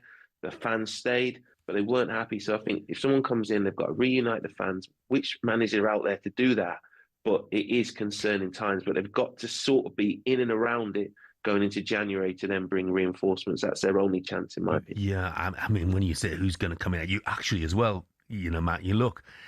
So far this season, they've only played 2 of the so-called Big Six. They've played City at home and Spurs away. The fixtures from now on are horrendous. I mean, who would you like to see come in? Lots of names being banded around. Yeah, you've seen names being banded around, and a lot of ones that are obviously got links with Wolves. I still think, I'm going to throw it out there, a good mate of mine, Robbie Keane. I said that earlier in the show, Matt. Yeah. I'm telling you now, the Wolves fans love him. Yeah. He's got that love for the club. He's did really well with Maccabi Tel Aviv. If you actually look at his record in Europe, he's done so well. He's done really well with Ferencváros. He's got a clear way of playing. We've not actually fielded an English outfield player this season. So the fact that Robbie's worked with all these foreign players as well won't be an issue to him.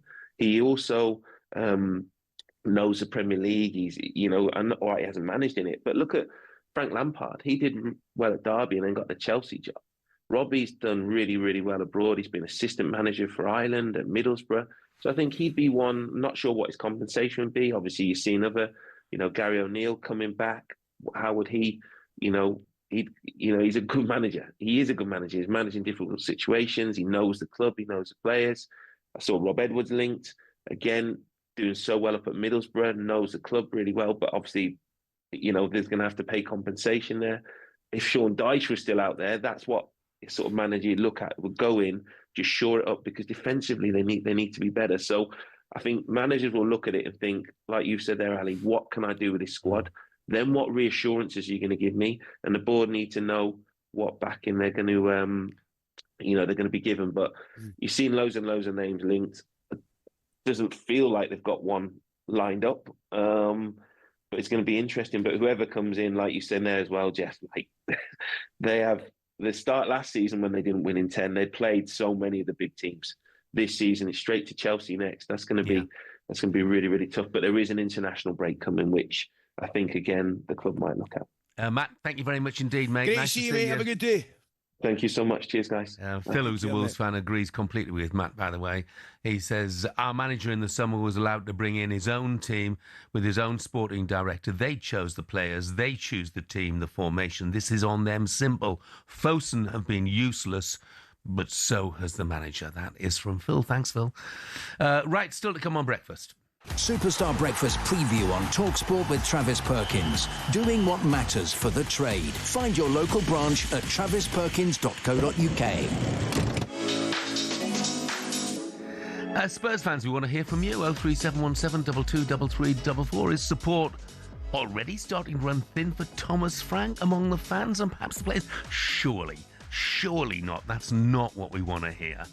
And Joe Cole, 3-time Premier League winner, will join us in the studio just after 9. He'll be talking Chelsea and West Ham and some of the story to look out for in his new book. And that was our look ahead, all thanks to the brilliant Travis Perkins. Superstar Breakfast preview on talkSPORT with Travis Perkins. Bricks on bricks on bricks. Over 40 million available to order with delivery to site. That's one less thing to worry about.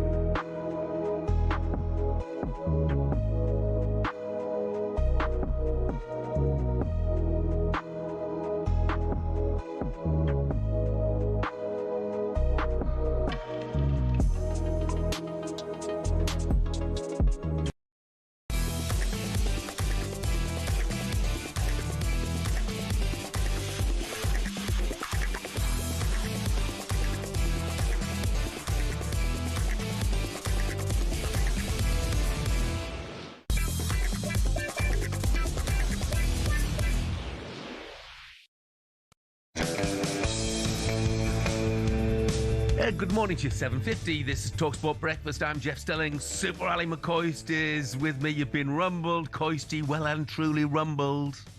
Not again. Yep. Scooby claimed that you compared Erling Haaland to yourself in a previous part of the show. You denied it. Let's hear the evidence, shall we? You know, you talk about goal scorers and great finishers. Haaland is up there with me in the respect, Jeff, of when he goes through with the goalkeeper to beat, you just are so confident. Haaland is up there with me. I think that was the phrase you used. I'm going to tell you right now. I wanted to change the... for me. He's up there for me. Right. Not with me. Haaland is up there with me. I'll tell you what. Listen, I am categorically apologising because I meant to say for me rather than with me. That's classic. Well, that is classic. John in Troon says, Ali, I'm a Celtic fan, and I'd put Haaland just below you. He said it wasn't easy back then, and you were a constant thorn in our side. Thanks, John. Oh, that's brilliant. That was a genuine mistake. I'd like to absolutely, wholeheartedly apologise to the talkSPORT public. Yeah. I meant for me. Yeah. Rather than... Modest McCoist. I'm only a bit better than Haaland. Love it. Well, you did score over 400 professional goals, so not too shabby, mate. to say the least.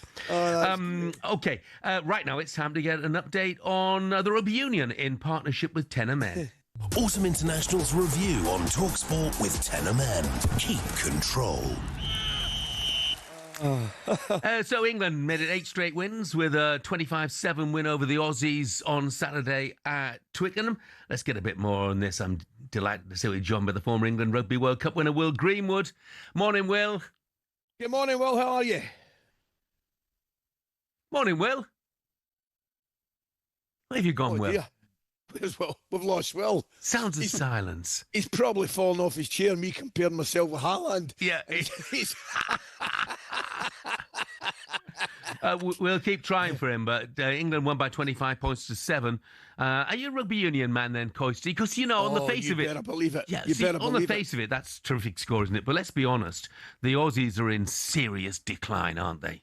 Yeah, well, they are, but I'll be honest, it's interesting to hear Will's comments on it. I thought they did all right in the Lions series over Bayern. I thought particularly the last test they played well, but I know they were struggling, not with numbers as such, but they were missing 2 or 3 of their key players for the game at Twickenham, so I think it was always going to be a struggle for them. But they're definitely, I agree with you, they're definitely not at the standard they once were, mate. But I really enjoy my rugby. I'm a Glasgow Warriors man. I go to Murrayfield whenever I can. You know, it's a big hobby of mine watching the rugby, to tell you the truth. Yeah, and you can't argue with 8 wins in a row, and winning breeds winning, doesn't it? And the test is going to come. The next 3 weeks, we've got Fiji and then New Zealand and then Argentina. And, of course, it's the All Blacks, the middle one of those. That's the massive test. That's the litmus test of how far we've come. No, there's no doubt about that. But I've got to say, I've been pretty impressed with Steve Borthwick recently because, you know, he took over at a time when, you know, you would be wrong to say it was an all-time low, but certainly they were struggling a little bit. And he's walked away, and he's got some good players, and he's got a good bit of form about them now. But you're right, the big tests are coming up. I must admit, I really enjoy the autumn series as well. Clearly, the Six Nations is excellent, but the autumn series gives us something to look forward to as well. Moves us up to 4th in the world rankings. That's the good news. Us being England, of course. And that was, rather more briefly, thanks to Tenor Men. Autumn International's review on talkSPORT with Tenor Men. Keep control. And, Coach, you've got some interesting texts here. So, one for the Wolves job, boys. Greeno says, what about Steven Gerrard? Do you think they would turn to him? Oh, there's a shout. Yeah, I've got a theory about Steven Gerrard, but... Would Southampton be a better option for Steven Gerrard? Yeah. I don't know. You don't want to talk managers out of jobs. Obviously, you really don't. Daniel Farker wasn't universally popular with Leeds fans when they got promoted, and he's under a lot of pressure right now. And the manner of their defeat, I think, at the weekend at Brighton has left a lot of Leeds fans questioning him. And I just wonder whether Steven Gerrard is just maybe holding fire for something like that. Although I'm not sure whether an ex-Liverpool man can go and manage Leeds. I'm sure Leeds fans will let me know. It's a strange one, isn't it, Jeff? I've got to say to you, because we have been, and I think quite correctly, commenting on the results of the newly promoted sides. Yeah. And generally speaking, how well they've done. And they have done well, particularly Sunderland. But I'm looking at the league table, mate, and Leeds and Burnley are in 16th and 17th. Yeah. Do you know? So I know look at the fixtures, Coisty. I know you can't read, but Leeds have got Forest away, and then Villa, Man City, Chelsea, and Liverpool in the 4 after that. Wow, scary, isn't it? Scary.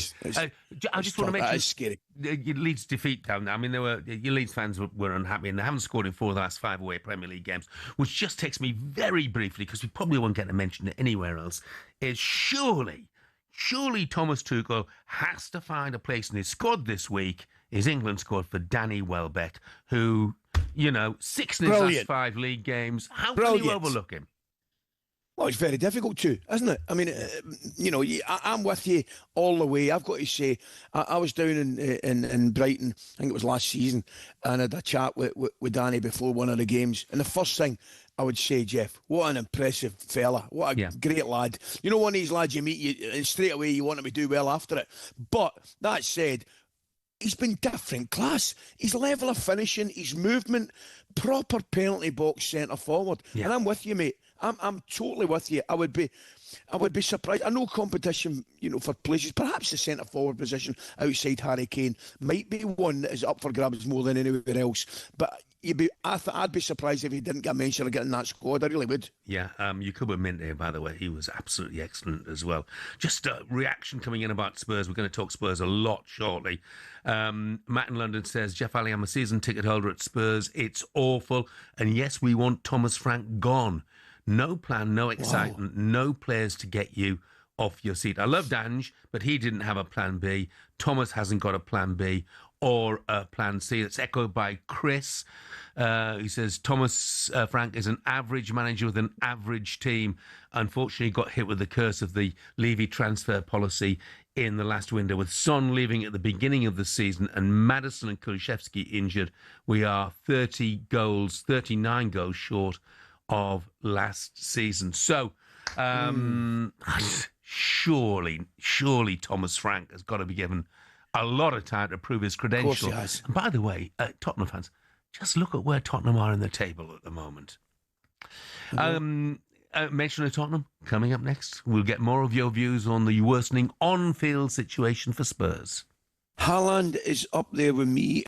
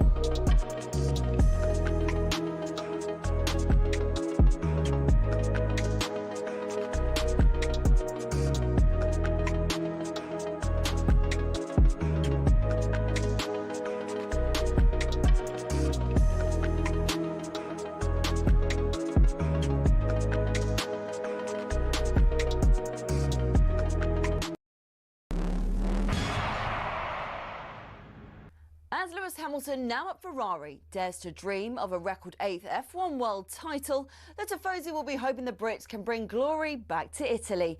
To many, Ferrari and Formula One are inseparable. They're the only team in the sport today to have competed in the first World Championship in 1950, are the most successful team in history, and have built some absolutely gorgeous cars. Their first driver's title was won in 1952 by Alberto Ascari. Considered one of F1's most dominant and best-loved champions, he drove the iconic Ferrari 500 and defended his title the year after. It was Juan Manuel Fangio in his Ferrari 250 who secured the team's next driver's title in 1956. Remember, he was world champion 5 times with 4 different teams. Mike Hawthorne, Phil Hill and John Surtees also won titles for Ferrari in the 50s and 60s, and the cars back then were beautiful, and they even sounded great, didn't they?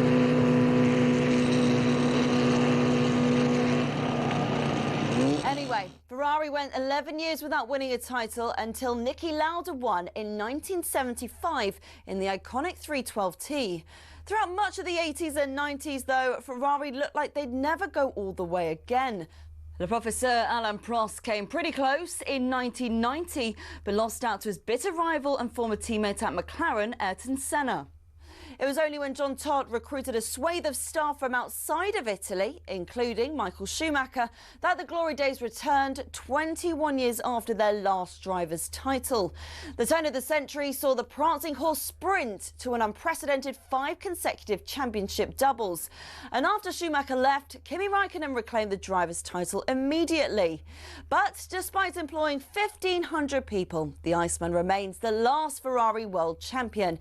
So, 16 constructors' titles, 7 more than McLaren, and 15 drivers' titles, 4 more than, again, McLaren. Ferrari are truly Formula One's top team. Forza Ferrari.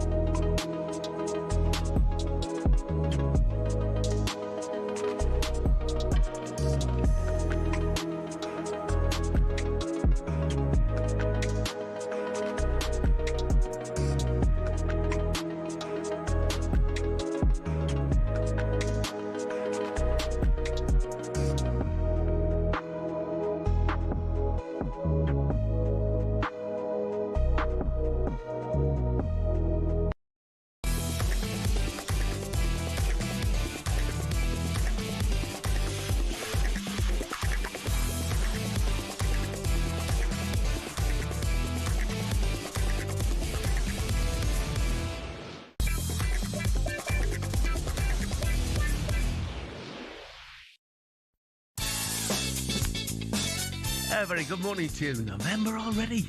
Monday, November the 3rd, 4 minutes past 8 o'clock. This is talkSPORT Breakfast with me, Jeff Stelling and Ally McCoist and Arnold Clark. Get the UK's best used car deals guaranteed. On the way for you this morning, ex-SAS Sergeant Major Billy Billingham will join us here live in the studio to discuss his new book further. Do you know him? Ah, great lad. You ever been tempted to go? Look, we've had Troy Deeney on Celebrity SAS. I can just see you, Coisty. I can just see that is right up your street. By the way, Jeff, I'm going to put it out there. The SAS maybe 30 years ago, I'm more Bake Off nowadays. Anyway, Billy will be joining us at around 8:45 this morning. And 3-time Premier League winner Joe Cole will be right here in the studio for a whole hour. He'll be discussing, obviously, whether West Ham can stay up, whether Chelsea are contenders for the title, and so much more. Look, all that to come then and lots more as well. But now Tottenham might be playing in a relatively new stadium. But for Chelsea, it's the same old story. It's 3 Point Lane. by sending down the middle. He squares it to Pedro. It's 1-0 to Chelsea. Chelsea go 1-0 up when playing Tottenham. Honestly, it's a joke how we defend that. We just made too many bad decisions to throw the ball in. I know Thomas Frank's come in to help us defend and be, resilient. But I tell you what, we've got to try and find a way of scoring some goals. I don't know what has happened. We never look like scoring a goal. I looked at the league table. They could have went second by beating a big rival in Chelsea.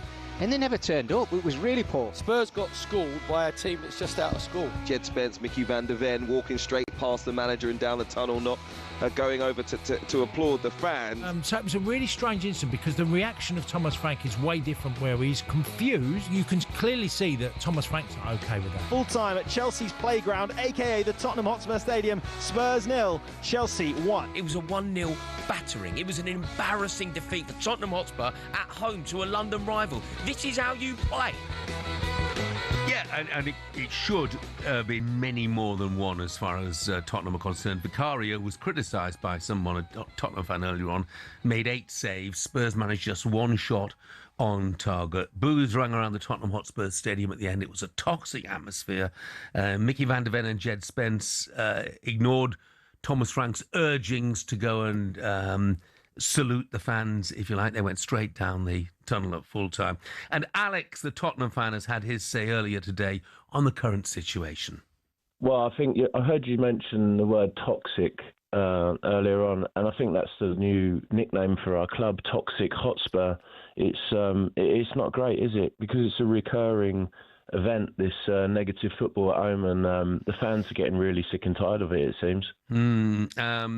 A lot of Tottenham fans have been texting, and also a West Ham fan, Paul, the Happy Hammer, says some of these Spurs fans are deluded. They avoided being a Championship club last season. Winning the UEFA League and getting a Champions League place doesn't make them Champions League quality. Has he got a point, actually? He's a West Ham fan, Coisty, but has he got a point that, we're forgetting very quickly about the struggles that Tottenham had last season and where they finished? Yeah, we're probably blinking a little bit with the new manager coming in. The fact they won the Europa League, which, was whatever way you look at it, I think still a very, very good achievement. But what we're obviously seeing now is the difference between the Europa League and the Champions League. And there's an incredible jump between the standards in those particular tournaments for me. So Tottenham will never... I would argue Tottenham's league position right now, Jeff, isn't that bad. I know they're understandably getting upset about the level of performance at the weekend, and so they should be, because it wasn't a good one. But Tottenham's sitting, they're 5th right now. Come on. I think that for Tottenham is a place a lot of them would have accepted at this moment in time, Jeff, no? Yeah, incredibly tough run to come. Man United at home, Arsenal away, Fulham at home, Newcastle away. James from Broxbourne says, morning, Jeff and Ali. I can't believe what I'm hearing about Thomas Frank. It's not Frank. It's the bang average players who've been brought in throughout the past 3 or 4 years. Richarlison at 65 million, Tell 35 million, Slanky 65 million, Johnson 45 million, Odegaard 38 million. It goes on and on. Personally, I would clear the squad out and give Frank what he wants. Let's get some reaction on the phones then, shall we? Mark is a Spurs fan. Morning, Mark. Hi, guys. Good morning, Mark. Yeah, we're good. What about you? What do you make of Thomas Frank then? Yeah, I think your last message you read out stole my thunder, really. Ultimately, a team's only as good as their centre forwards, and Richarlison, Tell, Odegaard, and Johnson simply aren't good enough. You read out a stat earlier about Maddison, Kalu and Son being 3 of our top goal scorers last year, all being absent. Chuck Solanke in there as well. That's another, I don't know how many league goals he got, but I think he got 16 goals in all competitions. Nuno weren't good enough. Conte weren't good enough. Mourinho weren't good enough. Ange weren't good enough. Ultimately, it's because our forwards are not good enough. Ali, your point as well about the jump to the Champions League, I don't necessarily buy that, mate. Obviously, when you get to the knockout stages, of course that's true. We were actually unbeaten in the Champions League, and half the teams that were in the Europa League last year that we beat are in the competition with us this year. I just think it's as simple as Richarlison spends most of his time on the floor or trying to G the crowd up rather than actually holding the ball up or making runs or linking play. Odegaard can't beat a man, Tell can't beat a man. you a goal, but he can't do much else, and he don't seem to be in front thoughts at the moment. I think it is as simple as we just don't have enough goals in the team. It's funny because I watched you opening 2 games of the season, and I thought Spurs were terrific, Mark. I really did. Both of them away from home. The game against PSG, in particular the game against Manchester City, and then you think to yourself, well, 2 great performances. Can they maintain it for the duration of the season? I'm not so sure, but I just think, and you tell me I'm wrong, I just think you're a team at this moment in time that look more suited to playing away from home than at home. Yeah, 100%. I don't know if the atmosphere contributes to that. I mean, other than Kudus, who for me has been a breath of fresh air, like I said, we've got no creativity at all. Bergval's in and out of the team. It was a shame he came off the other day after 5 minutes. Simmons is underwhelmed. League positions are misleading at this time, aren't they? So I looked at the table yesterday, and I think there's or before the City game at least, there was 3 points separating second from 11th. You know, so you can be sitting 3rd or 4th 1 week and then 9th or 10th the next week. Frank's going to suddenly make us score more goals, if I'm honest with you. And if we do, it'll be at the expense of conceding more, probably, like with Ange. Yeah. Mark, thank you very much indeed for the call, even Thanks, with all Mark. those goals that Mark was talking about there. Just remember, they finished 4th from bottom last season, and they've lost those goals this season. Actually, the Newcastle fan makes the point. Our Tottenham Hotspur fans deluded. Thomas Frank's just arrived, and to a team that finished 17th last season. It will take him a lot of time to get it right. They've got a lot of injuries, and the squad is still threadbare. Let's hear from another Spurs fan, John. Morning, John. Good morning, John. Morning. Yeah, the last caller got it bang on. You're only as good as what you got, and at the moment we ain't got a lot. As simple as that, really. If you look at it, this whole, as we are at the moment, this is Levy's legacy, isn't it? This is what he's left us with, a squad of potential, and get it right, when he bought these players, he only bought them with a possible sell-on value when they became good. But, unfortunately, a lot of them aren't good. That's the problem. We've got no goals up front. Richarlison, we should never, ever have bought him. He's not a centre-forward. He's never going to get you 10 goals plus. What's the maximum he's got, 10 or 11? You can't put that and expect us to pull trees up when you've got a forward that don't score. You've got Solanke injured. Tell should never have bought him. Odebert, don't know why we bought him. Johnson, as the last caller said, he can't go past his man. He grab you a few goals, but other than that, he don't do anything. I mean, if you look at what happened on Saturday evening with Van der Ven and what's his name, Spence coming off, I mean, that is just a lack of discipline, and that should not happen. I mean, save that for the dressing room, but that is totally undermining the manager. So what's he going to do now? Drop those 2 players? But we can't afford to drop those 2 players because we've got nothing else. So I don't know where he's going to go with this. But to show his authority, he's got to drop them. But we've got Scarlett on the bench, a centre-forward, a young kid. Stick him in there. What's the worst he can do? What is the worst he can do? We can't do any worse. We're not scoring goals. Put him in there, give him a chance. John, thanks very much indeed. Want to quickly squeeze one more in. Ross, who's actually a Nottingham Forest fan, but wants to have his say. Morning, Ross. Morning, Ross. Fellas. How are we doing? Yeah, good, mate. Doing well, mate. Thanks. How about you? On you go. Yeah, I mean, it's just too bad they don't have Ali there, right, to score those sort of hundreds of goals alongside Haaland. Just wondering as a quick one, Ali. I've seen you talking about the rugby earlier. How would you rate yourself alongside Jonah Lomo? But, hey, I'll tell you what I'll say to you, Ross. I've got a better chance of stopping them now than I had 20 years ago.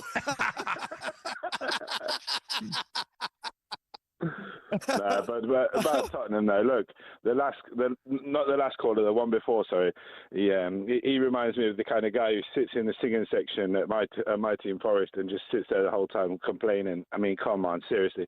Just you got this magnificent stadium, you got one of the most talented managers in the league over the last 7 years, done a magnificent job with Brentford. Come on, just get behind the team. You're fifth in the league. You could have gone second at the weekend. They're criticising Brendan Johnson, one of my youth academy players from Forest. Come on, man, you're having a laugh, aren't you? Just get behind the team. Yeah. You're right, Ross. They're fifth in the table at the moment, and I think most Spurs fans would have taken that at the start of this season. Thanks for the call, mate. Absolutely. Thanks, Ross. Dawes makes an interesting point. He said, Spurs, just give a shout-out to the Spurs medical team for taking a player off with concussion. It doesn't happen enough in football, so it should be applauded. And he's absolutely right. Lucas Bergvall didn't want to go off, but quite rightly, the medical team there made sure that he did, and they do deserve applauding. Correct. For that. Lost a text about your Coisty here. One or two people just having a word about what you might do on TV. Rowan in Manchester says Ali is more SOS rather than SAS. And David from Durham says, McCoist in the SAS. Do me a favour. He wouldn't look out of place in Dad's army. You're taking a bit of flack this morning, mate. Oh, I don't mind it. I don't mind it. I've set myself up today. I deserve everything that's coming my way, mate. Yeah. Up next, we'll be discussing standards in football mascotism after St Albans Sammy the Saint disgraced himself on Saturday.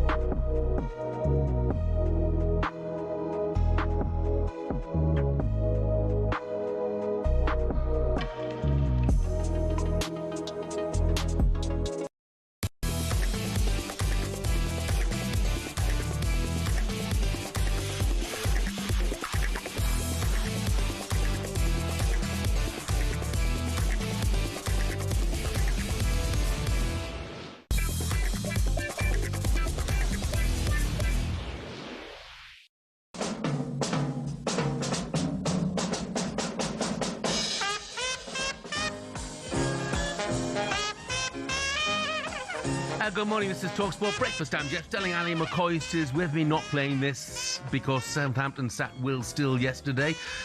Instead, we're going to turn our attention to the St Albans City mascot, Sammy the Saint. A video of him's gone viral. It's not for his team's performance. Actually, they were stumbling and so was Sammy the Saint. St Albans City lost 6-0 at Burton at the weekend in the FA Cup. But everybody's attention's on Sammy the Saint as he appeared to be ejected from their first FA Cup first round match, stumbling over the advertising boards and punching the air in front of the away fans. I mean, it was a memorable performance on a forgettable day. By the way, St Albans lost 6-0, but they are 7th tier of English football. They'll play Burton Albion or 3rd tier, so that in itself wasn't a shock. But hey, mascots, I was looking up Coisty. I don't know whether you remember this, but Cyril the Swan, he had a Swansea City mascot. He was once done for running onto the pitch, removing the head of the Millwall mascot, Zampa the Lion, and drop kicking it into the crowd. He's a brave boy. Yeah, I'm guessing it was a home game. Well, I would imagine so, don't you? If it was at the old den, he might have been picking his own head up. The supporters could. Oh, that's brilliant. I mean, I've got to say, I watched the footage a couple of times, Jeff. It's hilarious, isn't it? It's absolutely hilarious. I wonder how he's feeling this morning. You know, inside, he's probably a school teacher or something like that, you know. Brilliant. Oh, well, he'll get a bit of ribbon for the pupils this morning, I would think, if that's the case. Yeah. Very good. Jake has texted in, talking of Spurs. He says, Spurs struggling to score goals. Simple. Call up Ali McHaaland. Oh, brilliant. Oh, absolutely love it. It might take me a while to go over this one. Yeah, I've got a feeling. Absolutely. Very good. Very good. And Matt says in stitches here, Ali is the funniest man in football. Absolutely love him. Oh, dear. Fantastic. Look, let's get the latest odds now, shall we, with Coral and Dave Stevens. Haaland is up there with me. The Coral Daily Download on talkSPORT with Coral. We're here for the fans this season. 18 plus, gambleaware.org. Steve-O, good morning to you. Steve-O, help. Just a second, lads. We're just updating this top scorer betting. Erling Haaland was 1-6, but we're just putting McCoist in at 1-2. So just bear with us. Brilliant. I got another text in here. He says, Ali, how do you compare to Max Verstappen in terms of racing?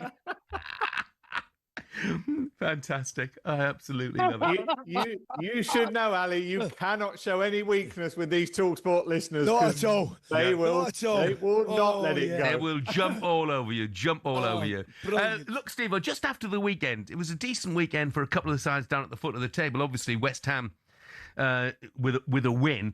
And Forest picking up a point, and they look like they may be just showing signs of revival. Is betting for the relegation places from the Premier League changed much? Well, yeah, there appears to be a little bit of a gap appearing. And look, let's start with Wolves, who have obviously lost Pereira. Gary O'Neill, hot favourite to go back there. They are 1-5, so they do look in a bit of trouble. Well, not they don't look, they are in a world of trouble. Burnley are 2-5. The only one of the promoted teams, really, the betting says are in the mix. West Ham are still odds on, 10-11. But then, Leeds are out to 2-1, 11-4 Nottingham Forest. So they're the five shorts in the betting. So, yeah, I mean, it was a good weekend for West Ham. But even so, given the start they had, what's that first home win for a long time, wasn't it? So still odds on. But, Wolves are the team in a world of trouble. And as I say, Gary O'Neill currently even money favourite to go back there. Brendan Rodgers, Michael Carrick. But both Brendan Rodgers and Michael Carrick are prominent in the betting for the next Southampton manager, the current favourite, which is Russell Martin. So it's that usual merry-go-round, Jeff, of managers slotting into places now. Steve, over the game tonight, we're talking about newly promoted sides. One that I've started exceptionally well, and I was at Chelsea last week, and I was so impressed with Sunderland. Another opportunity for them tonight against Everton. This is so close, and we can't split them. 7-4 Sunderland, 7-4 Everton, 2-1 the draw. I'm slightly surprised Sunderland, given the way they've started, Ali, as you've said, aren't clear favourites. Both teams perhaps not scoring goals for fun, so perhaps a low-scoring affair here. And I suppose when it is so close, the draw at 2-1 is going to attract plenty of interest. Everton, 3-0 to Tottenham last time, probably flattered Tottenham a little bit, but they have got a bounce back themselves. So, yeah, I say slightly surprised Sunderland aren't clear favourites, but they have started brilliantly, as you say. Yeah, I think it's first goal the winner, I'll be brutally honest, 1-0 either way in that. Turn our attention to horse racing, Steve, for a moment or two. The Melbourne Cup, when is it? Soon, isn't it? Tonight? It's 4 o'clock in the morning, yeah. Oh, right. So early as tomorrow. Look, we've got to just start with Willie Mullins. A Steve-O, absolutely unbelievable story at the weekend, wasn't it? I can't. You run out of superlative. I mean, Ali, you're probably about as good a racehorse trainer as Willie Mullins. That's all I'd say at the moment. He's at the level you've set. But no, look, Willie is operating on Aidan O'Brien had Breeders' Cup winner, Charlie Appleby had Breeders' Cup winner, but Willie Mullins is the champion jump trainer in Ireland and Britain. And he's gone over to America, his first Breeders' Cup runner, and he's won the turf and a really good running of the Breeders' Cup turf. He now sets his sights on Melbourne, the Melbourne Cup. He's got Absurd, who's a 14-1 shot. You can't back against, he's phenomenal, Willie. But Joseph O'Brien, another Irishman, has the favourite Al Riffa. As I say, that is the early hours of the morning, I think 4 a.m. The race that stops the nation, they call this one. And a slightly less illustrious pastures. I'm off to Wolverhampton this evening, where we've got Catalyst running for the Coral Racing Club. She's around 11-2, so not quite the Melbourne Cup, but should be a good night under the lights there at Wolverhampton. Brilliant, Steve. Enjoy it. Enjoy, mate. Good to see you. Cheers. And that was a look at the latest odds, all thanks to Coral. 18+, gambleaware.org. Coisty, you're just getting so much shtick. It's brilliant. Another anonymous one. Morning, gents. Ali started boxing, but the trainers couldn't stand him referring to himself as Muhammad Ali. Brilliant, mate. It's going to be a long day. It's going to be a long day. It certainly is. An honest slip of the tongue, and it gets you into this sort of trouble. Brilliant. Absolutely brilliant. Nearly 8:28. Up next, we'll get an update on the managerial situations at Wolves and Southampton. The Coral Daily Download on talkSPORT with Coral. We're here for the fans this season. 18+, gambleaware.org.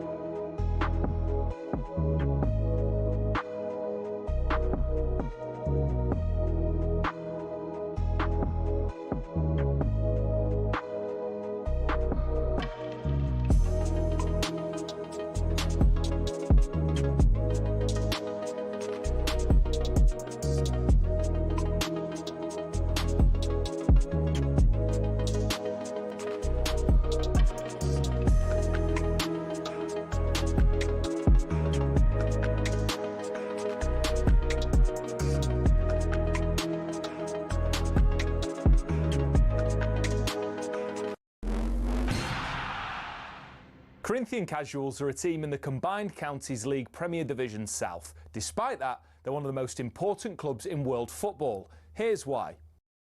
The club was formed in 1939 as the result of a merger between Corinthians FC and Casuals FC. Now, Corinthians FC were founded in the late 1800s when the FA's top brass were absolutely sick of getting pumped by Scotland every time they played them. As a result, Nicholas Lane Jackson set up an amateur side which would bring in the best players who could all play for the national side. And it worked. It wasn't long before England were dominating the international fixtures they played, and it was largely down to Corinthians. In fact, in 1894 and 1895, they played consecutive games where Corinthians provided the entire England 11. But the thing is, the players refused to play professional football. They didn't believe in it. They wanted to spread the values of sportsmanship, competition, and played for the love of the game. It also helped most of the players were Oxbridge graduates who didn't need the money, but instead of entering league and cup competitions, they played exhibition football and toured the world, bringing the beautiful game with them. Think of it like the Harlem Globetrotters of football, and it was this which spread the game throughout the world and made it so popular. Most famously, in 1910, they travelled to Brazil, and the locals in Sao Paulo were so impressed they started their own team under the same name. Yes, the same Corinthians who won the FIFA Club World Cup in 2021, one of the biggest clubs in Brazil.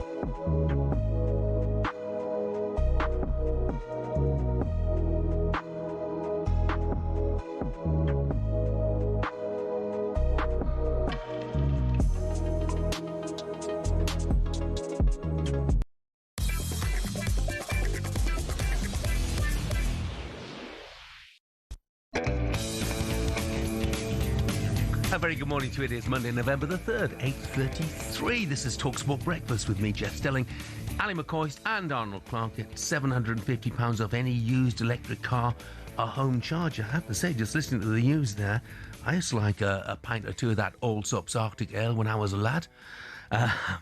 Good to hear it could be making a comeback.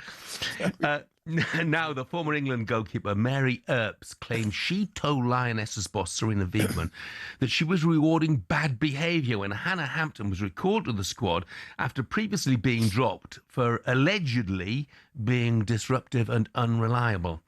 Earps, writing in her autobiography All In, said Hampton's recall didn't make her feel comfortable after the disharmony the squad had felt before. talkSPORT's women's football expert Uma Gurav has more. On the eve of the Euros, Mary Earps shocked us all by announcing her England retirement. Now, in an explosive new autobiography, she reveals she quit after being told by Serena Wiegman that she was no longer going to be the Lionesses' #1.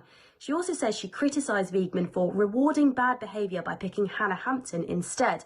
Now, Hampton was once allegedly left out the England squad due to a poor attitude. The fallout's been fierce, though. Earps is under fire, and even Sonia Bonpasto, Hampton's Chelsea boss, has slammed Earps for showing a lack of respect. But what does Mary Earps make of all of this now?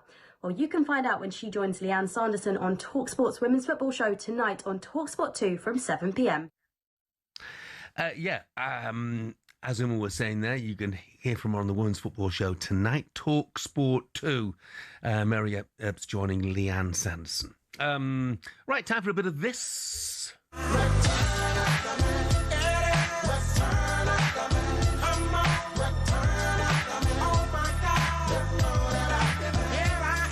Well, all the talk this morning is about managers returning to their former clubs for whatever reason. I have to tell you, I don't believe most of it. In fact, I don't believe any of it.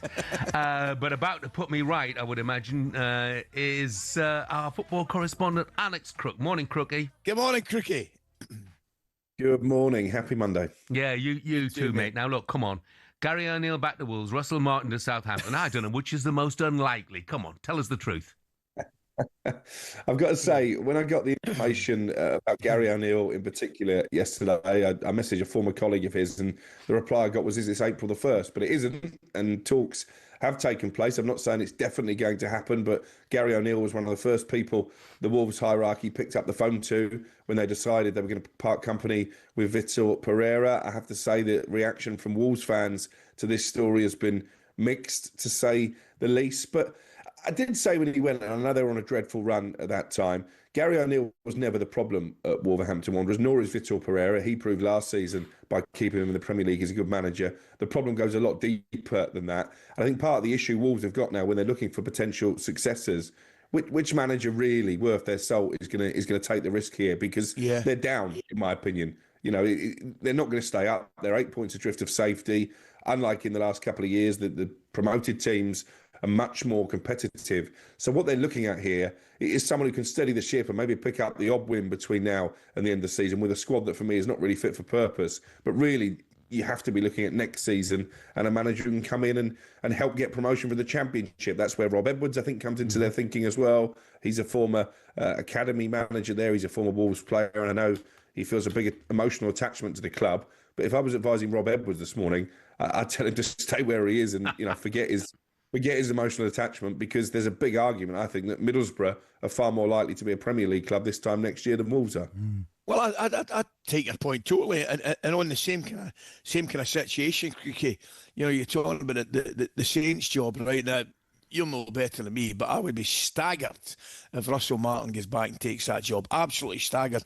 And the other names, another couple of names are getting thrown about are Mark Robinson and Frank Lampard. Now, Crookie, explain to me, why would that job right now excite Robbins or Lampard? I think the only reason it would appeal to Frank is geographically. It's a lot closer to the family home. But again, I take your point completely. I think he's done a wonderful job at Coventry, where they were last season when he came in and where they are now, clear favourites for promotion to the Premier League. I think he'd be mad to trade all that in for Southampton, especially when you look at the recent history of the club. Sport Republica, the owners there, they came in January 2022. This is an incredible statistic. They've had 6 managers, either interim or permanent, they've hired since they got rid of Ralph Hasenhüttl, who you remember made Southampton a very stable Premier League club.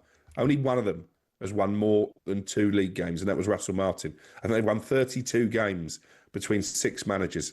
It's a dreadful record. And again, like at Wolves, Russell Martin wasn't the problem. I said this when he went. He did a brilliant job to get them into the Premier League. In my opinion, he wasn't given the tools to keep them there. That doesn't make him a bad manager. I know it went very wrong for him at Rangers, but I still think he's a good coach, certainly at Championship level. The problem is the hierarchy. They don't know how to hire a manager. They don't know how to sign players. And that's why Southampton have gone from being that stable Premier League club to one, I think, that is seriously looking over their shoulders. But you're right, Frank Lampard, I think, will be reluctant to leave Coventry.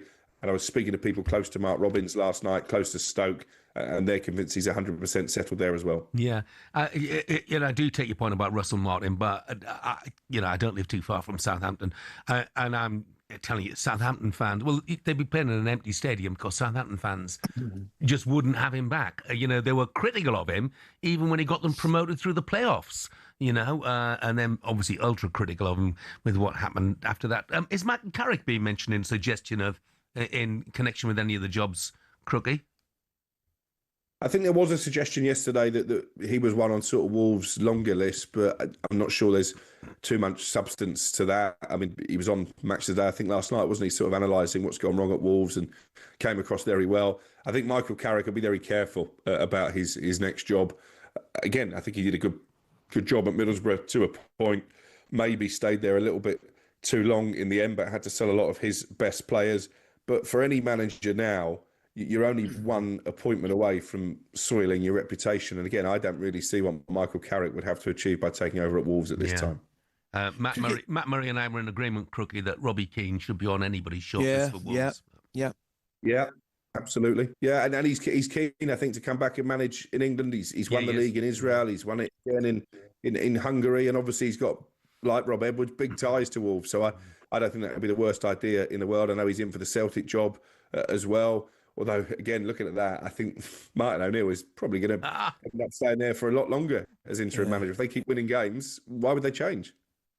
Crookie, just a quick one, and quickly getting off the Rangers Celtic thing yesterday. I was listening to you, obviously, on talkSPORT yesterday, and Eddie's been slightly critical of his players' mentality after the game. I say I only watched the highlights. They looked well off it, didn't they? It was a strange performance, Ali, because even when they took the lead after 4 minutes, West Ham have been the better team to that point. And having taken the lead, you expect Newcastle to kick on, particularly at London Stadium, where West Ham hadn't won since February. The atmosphere could have turned toxic, but they very quickly let West Ham retake control of the game. And in the end, 3-1 didn't flatter the host. But this has been the story for Newcastle away from home this season. They're really good at St James's Park, yet to win away in the Premier League. They're going to need to sort that out. But they just look flat, Ali, and I did put it to him, is it fatigue? Because obviously they're in multiple competitions. They're playing most midweeks. He didn't use that as an excuse, but they looked a tired team to me, and they're going to have to find a bit of energy ahead of getting back into Champions League action this week. Yeah, they are indeed. Yeah, they were way, way off it, weren't they? I can't remember seeing Bruno look so poor. It was amazing, wasn't it? Game. Yeah, no, because he's usually, if everybody else around him is ordinary, Bruno is always the one who gives you a 7, 8, 9 out of 10 week after week after week. But not yesterday, he didn't. Not yesterday. Crookie, thanks very much indeed. Thanks, pal. Have a good one. Cheers, guys. Right, still to come on breakfast. Superstar Breakfast preview on talkSPORT with Benchmarks Kitchens and Joinery. Get trade prices on kitchens to suit all styles and budgets at Benchmarks. We will be joined for a full hour by a man who did this on the world's biggest stage.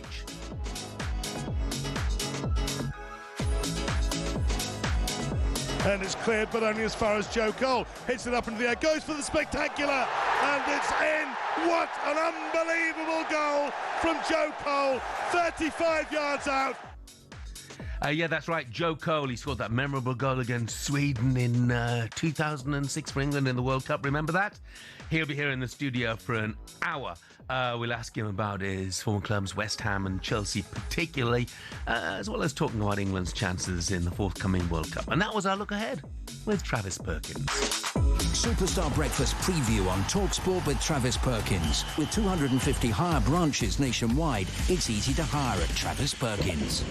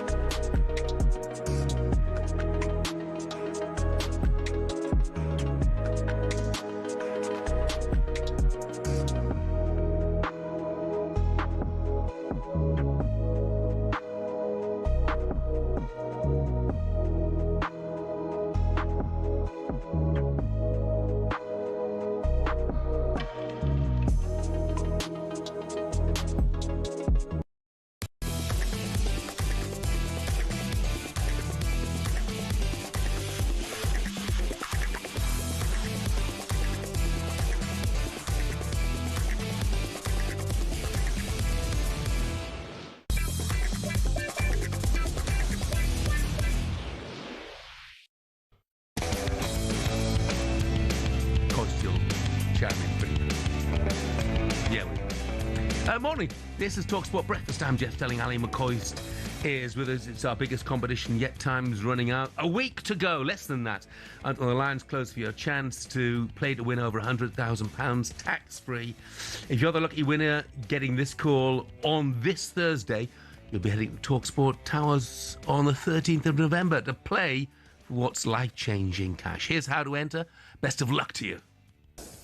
18 plus UK excluding Northern Ireland. For a chance to win, text the word cash to 83338 and you're in the draw. Text costs £2 plus one standard network rate message. You must have the bill payer's permission, or you can enter for free by calling 0330 880 3338. All entries must be received by the 6th of November at 4 p.m. This is a talkSPORT limited promotion run on talkSPORT, Talk and Virgin Radio UK stations. Full terms and conditions at talksport.com. Yeah, best of luck to you. Now, I never wanted to be on the same TV show as our next guest, the ex-SAS Sergeant Major Billy Billingham, who's right here in the studio. And, of course, amongst the many, many things that you've done over the years, Billy, is present the hit TV show SAS. Coisty, you know, I mean, Coisty tells us not only could he have been better than Erling Haaland, but he could have made the grade in the SAS. You know, no problem whatsoever. Well, you know what, mate? We'll be the judge of that. Me and Foxy will sort that one out. Oh, don't I know it, Billy? Listen, mate, great to see you. Here's a question. Here's a question I've got for you, right? Yeah. The programme's brilliant. It's compulsive viewing. We watch it as a family. The boys and I sit down and watch it. It's magic. But the question I've got for you is this. In your period doing that show, mate, is there anybody at any time you have thought, you know, they actually might have had a chance, right, at doing what you guys did? Or, be honest with me now, is it just a completely different level? Ali, you know, I'll be honest, no. No. Don't get me wrong. I knew that was coming, mate. I knew Mate, very impressed by a lot of people that come on it and do great things, but the reality is no. I mean, it's a whole new world, and you got to remember, the people that come on, and I really take my hat off to them, and they do great things. It's a very, very small snippet of our world. You know, when you're doing that day in, day out, just to get into what we do, you go on 6 months of mental, physical, and emotional trauma, and it's difficult. You know, seeing these people come on, it's great, and it's they've got something about them, but there's a lot more to it. Let's talk a bit about the book that you've got out further. 10 lessons the SAS taught me about life. Billy, your life's extraordinary. 30 years in the military, 20 years in the SAS. Yeah. You know, can these lessons teach someone like me? Yeah, you know, because this is not just about. The majority is, you know, the hard sort of the baseline of everything that we do. The solid side of it comes from the regiment, but it's my growing up. It's all the lessons learned, trials, tribulations, good things, bad things, and it's about, as it's called, fervour. You know, the mantra always little further is my thing, and it's something I picked up from a young kid when I was a bad little kid, and then he 20 years later, there it was on the clock tower, and some of that I've had with me subconsciously all my life. But it is telling people it doesn't matter who you are, what you are, you're not going to go and join the SAS tomorrow, but it'll tell you how to be a better version of yourself, simplicity. And it's a true lessons that I have learned. I put them all together, and it's taught me all that time and all that experience to put this together. And it really is. It's just, listen, we can all be better than we are and do good things. We all need a push now and again. But the reality is, further, it doesn't mean, pick up Billy's book, read it, then we're going to go and run a marathon tomorrow or join the SAS. That's not what it's about at all. It's about step by step how physically and mentally we can improve and get better. But realistic scenarios, not, you know, these quote statistics that you read in a lot of books and hear, don't make a lot of sense. This will break it down to simplicity, so it's for everybody. Billy, at what point, mate, in your life, you're talking about step by step there, at what point in your life did you decide, or the need or the requirement for your next step to be into the military? Well, the step into the military, mate, came pretty early for me. I knew after the lifestyle I had growing up, which is I'm accountable for it. I don't blame anybody else. You know, it wasn't, I was in the wrong angle, that sort of stuff. When my life changed at 15, getting stabbed and nearly dying, I was given a second chance, and that was I need to grow up, wise up, and do something about this. And it's all about that. You know, I was fortunate enough to walk away from that. A lot of kids won't be, or people won't be, if they go down that path. And first lesson there is, don't go down that path. Read it, listen to it, and you know, use it in the back of your mind to avoid doing the mistakes I was. So back to that question, mate. It was you know, that change in life, that change in circumstances was where I realised the military is an option for me, maybe the right one, and it turned out absolutely it was. Yeah, I mean, you've had an astonishing life, haven't you, really? Because you've gone from the military and then you became, you know, a personal bodyguard, if you like, to some really high-profile people. Yeah. Who were the tough ones? Come on. Mate, they're all different. They're all good. You know, I didn't have any bad experiences because I wouldn't allow it. You know, I had a job to do. They got a job to do. I made them respect me as much as I respect them. And, you know, I turn up, this is what I offer, what do you want? And we worked it out. We had great times and great laughs, you know. When I talk about the people I've looked after, and it even makes me chuckle when I remember I looked after Hulk Hogan, and people go, you looked after Hulk Hogan? And I did, you know, but I can remember meeting him, and it's all about confidence and knowledge and experience. And I remember him looking at me, and he was like, this bloke's tiny, I could just crush him. But he was too scared to make that move because he was looking at me thinking, is this bloke a lunatic or is he hard as... And he don't know, and I ain't going to let him know. So, you know, I have had a wild, checkered, mad lifestyle, you know, but it's been brilliant. Yeah. And hence the reason I've had the credentials to put it all in that book and hopefully help people. You can do things that I never dreamt of being a bodyguard. I never dreamt of being on TV, did I? No. All I ever wanted to be was out of trouble for a change. You've written books, you've written fiction as well, which surprised me. You know? Yeah, because, I mean... The stories I've wrote, and there's a reason behind why did I write a book, and I'll cut that very short. You know, I went out one night, got drunk, my daughter picked me up, listened to a load of lessons, on the way home said, I don't know you. And it broke my heart. I thought, I better put something down on paper and explain who I am. So that's what I did. But I took out all the military side. They don't need to know about all the operations and all that sort of stuff. They can figure a lot of that out. But I like to... A therapy for us as military people is being able to talk to him. We can only generally talk to each other because no one else understands it. So because I didn't put any of that in my books, I then created this character and used all the authenticity and experience and real life stuff that we've done and just Hollywoodized it a bit, changed it up a little bit, but able to run those stories. So when you read the stories, these James Bond type characters, that now the stuff in there is real. That's what we've done. And you know, so that was the reason behind it. But it's good fun doing it, you know, because it reminds me, I remember on that operation. But then, you know, you just had it to a book. And it's been good fun. It's been good therapy. Oh, tell me, mate. Do you think it's incredible, actually, but brilliant at the same time. I look at yourselves, you guys like Foxy and yourself, you know, who have had this incredible life and incredible career.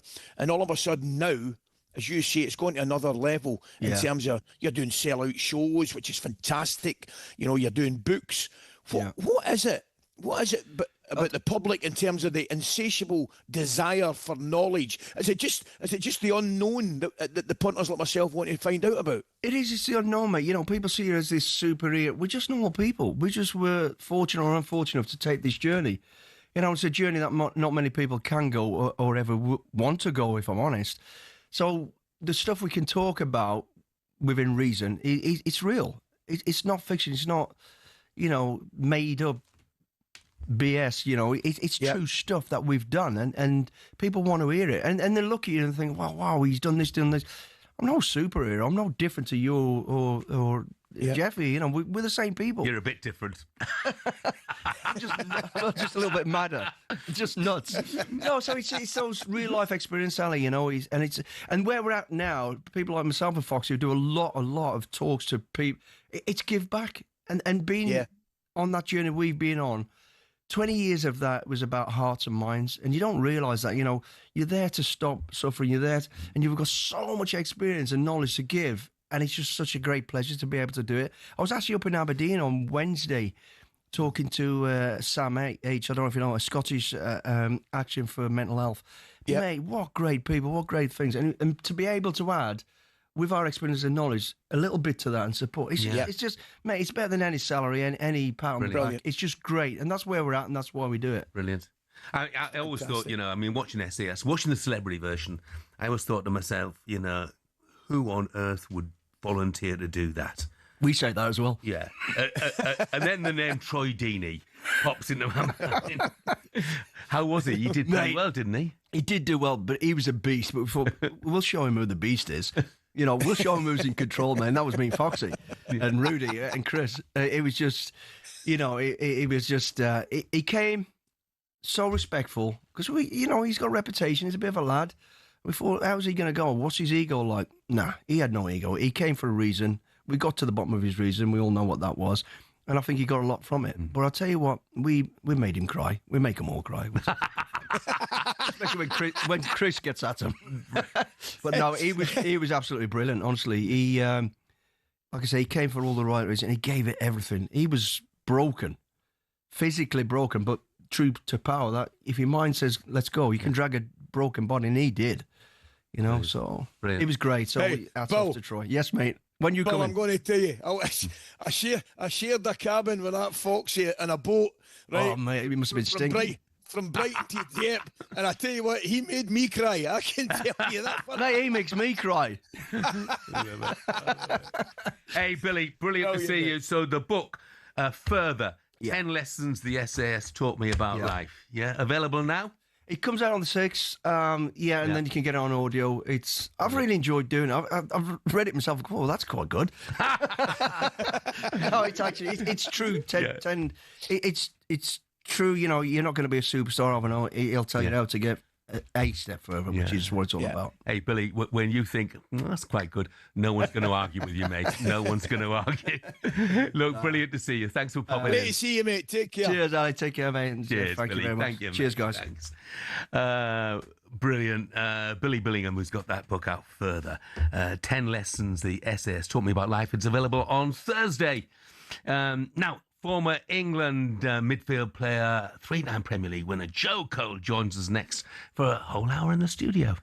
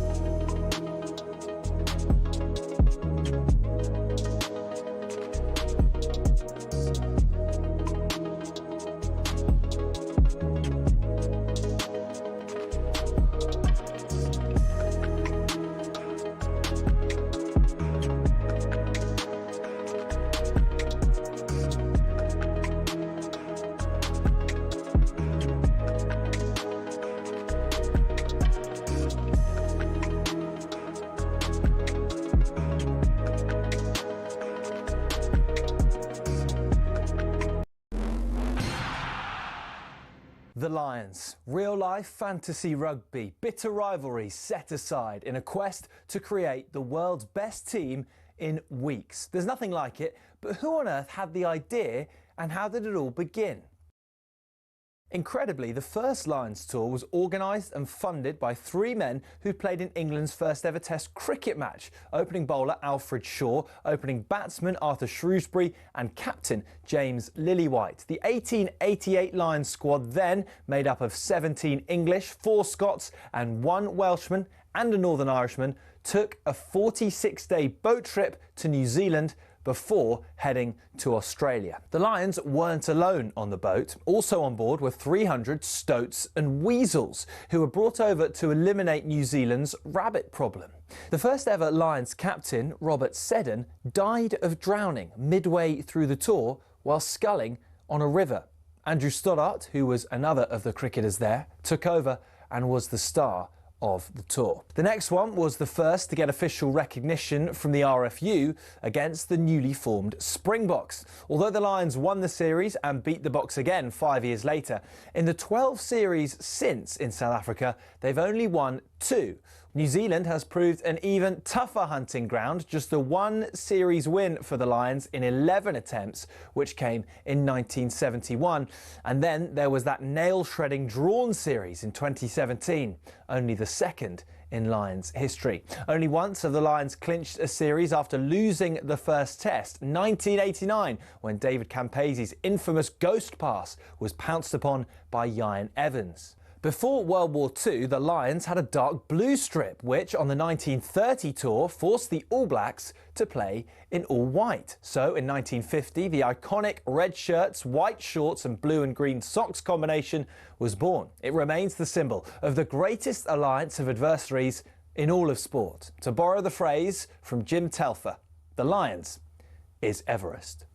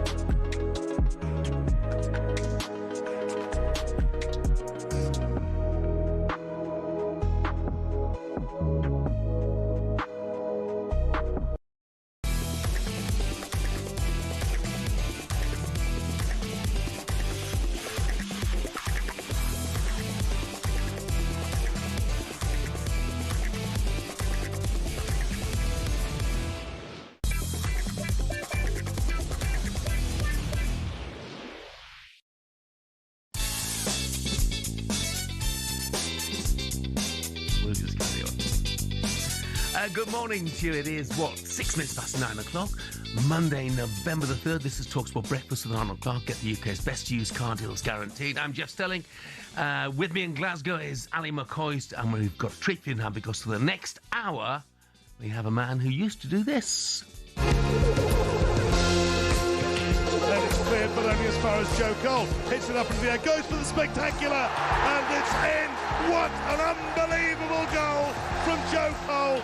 35 yards out, on an angle. He's hit it up. The goalkeeper, well, he saw it coming, but there was nothing he could do about that whatsoever. Here's Joe Cole. Brilliant. Chelsea start the party now. Listen to this for a standing ovation for Joe Cole. Shown by the challenge there, and by Joe Cole's finish here. And goodness me, they're in front again. And Joe Cole is the man again. Yeah, brilliant, especially if you're a West Ham or a Chelsea fan, because Joe Cole is with us for the next hour or so. Morning, Joe. Morning, Joe. How are you, pal? I'm very well, Ali. I would love to have seen you here, mate, but you're up the road, right? I'm up the road, mate. I'm coming down tonight. I'm hosting tomorrow. I was just going to say I'm going to let the cat out of the bag, mate. The last time I saw you on Friday night, you were knee deep into a goat curry, mate. What about that curry? Ow, that was good, mate. I'm telling you. We nearly had to delay the show for this goat curry. It was unbelievable. Brilliant. Yeah. Brilliant. Yeah, that was at Luton, was it? Yeah. If anyone goes down to Luton, I can't remember the name of it, but there's a Jamaican Jamaican food. Was it a little hole in the wall, wasn't it? It was beautiful. That's exactly what it was, mate. Yeah, Brilliant. it was beautiful. What it was. Brilliant. Hey, look, I've got your book here, Joe. Luxury Player. I look at luxury players. I think that's almost flattering because I think of, yourself, Glenn Hoddle, Matt Letizia, John Barnes, the players that I loved during my lifetime. But, I mean, did you regard yourself as a luxury player? Do you know what? Sam Wallace, who wrote the book with me, he had the idea of it because through the theme of the book, it was sort of like me, going through what it was like becoming a footballer and then how you're labelled as a footballer. And, you were labelled with that. And like you said, Jeff, sometimes it can be, you prefer to be a luxury player rather than a ham and egger type thing. Do you know what I mean? Yeah, but also it was a label that was used against me as well as with me. And it goes through that with a book, how I sort of, how I perceive my career. And luxury player I just thought, it sounded quite good. It leaves a little bit to the imagination. Yeah. Well, here's a quick question for you, Joe, regarding luxury player. Did any of your coaches or managers look on you as a luxury player? Well, I think I was unusual, Ali, as a footballer. And we talk about that because my dad wasn't a football person, so I didn't play for a team until I was nearly 12 out. And you think in the current climate, like my two boys have been playing competitive football since they were 6. So I was sort of like a street footballer, and then you come into it late. So I was very different to what was around at the time. And I mean, Harry was very good with me coming through. Harry was like, he recognised that I could do things that other players couldn't do, and he very early put me into the team, and and give me that freedom. So it was used when I didn't play well. It was used as something to hit me with, and then when it was all going well, everyone loves a luxury player, don't they? Because you're exciting the crowd and everything. So it was used both ways, I thought. Yeah. Did you get it in both ways from Jose Mourinho? Oh God, yeah. Jose, I mean, listen, like fondly talk about Jose in the book because a lot of my relationship with him, because he was so outspoken. But we always had I always felt we had a very honest relationship. Like, and I was okay with the back and forth and a few arguments here and there. And ultimately, I learned so much under him. Like I thought he was like a revolutionary in football and how we trained.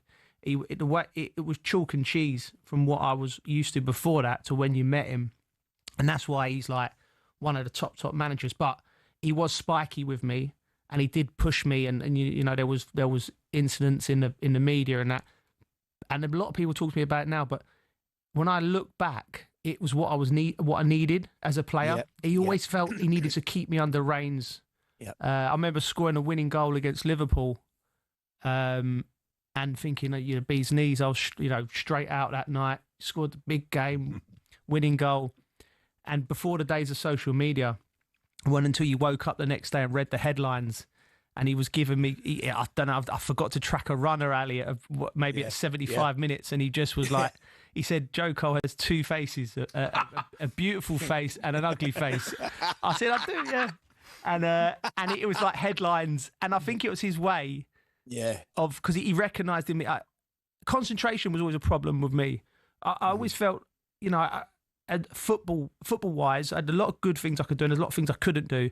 Concentration as a footballer is so vital. And he wanted me switched on for the way we played as well, defensively. And I learned so much from him. And I hope that comes across in the book because we had ups and downs, but ultimately... I really appreciate everything done for my career. It's amazing that, Joe, Jeff, because I can relate to that like you've no idea, Joe, because I was the same with Graham Souness, and Graham would leave me out of the team and, I would be throwing toys out the pram. And then it's only when you kind of stop and look back and you realise not only was it for the benefit of the team, which is obviously the most important thing, but it didn't have benefit me as well. And it's an understanding. And the point I would ask you is, from a player's point of view, and you seem to have that relationship with Mourinho, how important is it as a player that you have a relationship with a manager who's completely open and upfront with you?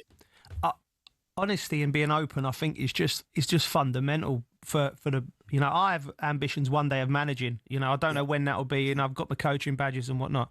But one thing I would say, all of the best managers I've worked with in my book, you know, they have different ways of doing it, different ways of playing. But honesty and openness was you know, and sometimes that can be brutal. And in the current climate as well, I think, you know, everyone worries about upsetting players and where the power lies within a football club. But you have to be open. If you're going to look, if you're trying to make a team do something incredible, whatever level you're at, it's competitive. And if you're not open and honest and you're not truthful, you'll get found out. You know, players will find you out. Yeah. You know, something like that. And I always, like you said, some of it was harsh. You know, we all like to be patted on the back and told how good we are all the time. But if you're not doing something, I would much prefer to know from a manager so I can change it. You know, so he's always been open and honest. And I think sort of like Jose's never changed that. Just the times around him have changed, and maybe players don't. Maybe they want that. You know, they want that. See, that was going to be my next question, you mate. That was my next question to you. I mean, the managers and coaches that I work with now would struggle in that department. Brilliant managers and brilliant coaches, because how different is the dressing room, and how different is the mentality in the dressing room to accept that? Do you know the first time I realised that? Because I'd just retired, I'd come back from America, and I was coaching at Chelsea. I finished off my badges. I was coaching with the youth team, and what I realised about we played a game. It was like, and you know when you just retired, Ali, you get involved. You play like 5-a-side, 6-a-side, 7-a-sides, and there wasn't as much talking on the pitch as I remember with these young players. You know, I just play, you know, the 17, 18-year-olds. And I think there's something to do with that. Like, it's a communication thing from the young generation. You know, I think they've been brought up on phones, and I was like, what? I was the most excited to train at 37. Yeah. And I'm like, why are they not buzzing to do a 5-a-side? You know, and because they've been little professionals for so long, and the communication thing. So I think that plays into it, the communication. I mean, we're going to talk lots more. But God, I looked at the dressing room you walked into at Chelsea with KT and Peter Cech, yeah, Frank, Jimmy Floyd, Hasselbank, Marcel Desailly, Emmanuel Petit. And, that must have been something. Look, Joe, we'll talk about when we come back in a couple of minutes' time.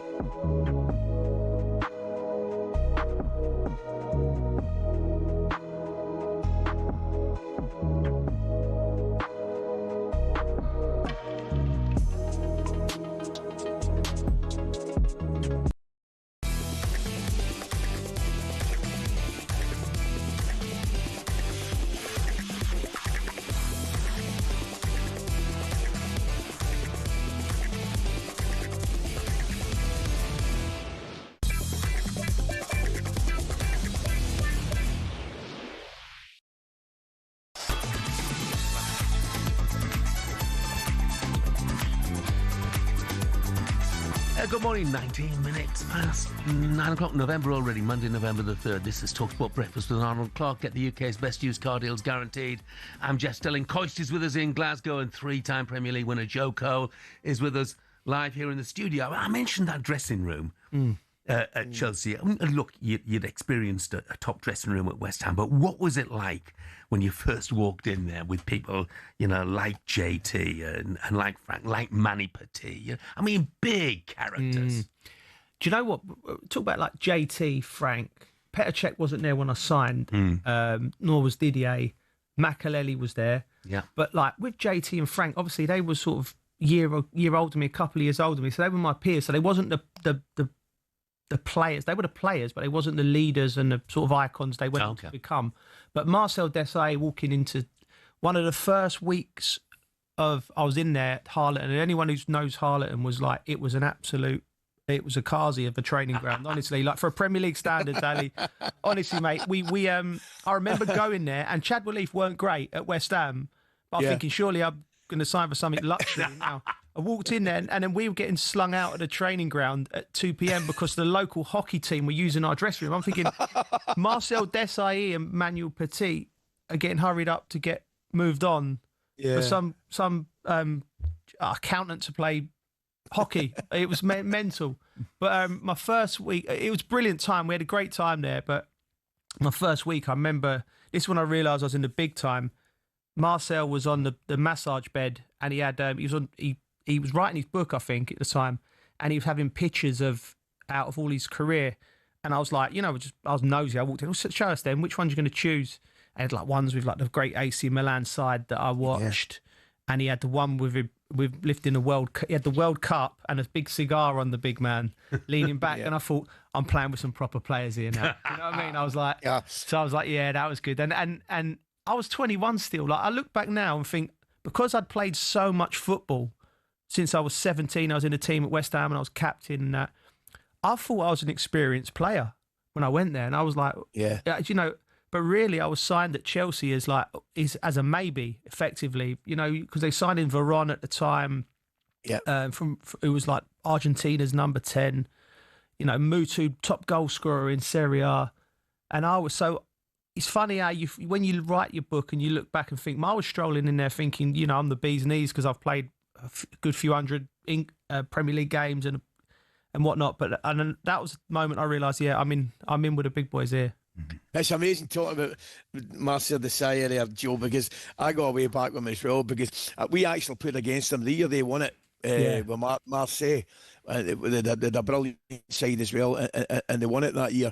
But believe it or not, with a mutual pal, because he started at Nantes when Mo Johnson, who I played with on a regular basis, played with Marcel at Nantes. So straight away there was a connection there. And any time we see, and what we're like, we're all over the place for the Champions League games. The first thing he always says to me, how's Mo getting on? The character. I love him, honestly. He's like, I do some television with him now, and he's such for someone who's done so much in the game, and you often find this with a real top player, such a humility about him. Yeah, I love Big Marcel. Yeah, an absolute legend of the game, isn't he? Current Chelsea side, there's been a lot of talk, especially after the weekend, about Moises Caicedo, whether he's the best midfield player in the Premier League at the moment.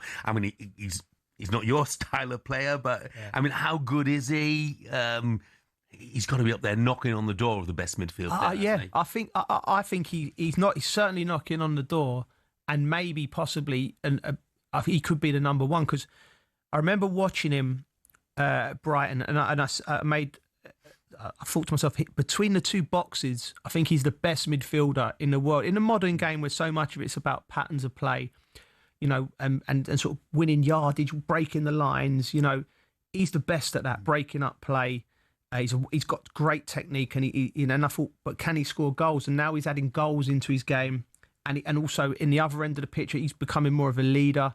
I think he's the most important player at Chelsea in terms of, if we had a cup final tomorrow, I'd want his name on the team sheet before anyone else. I think he's brilliant, and that 100 million now is looking like a snip. Yeah, it's amazing, because I agree with you, but I was critical of Caicedo and Fernandes for a period there, because I don't think they were knitting together, and I don't think Chelsea were getting value for money.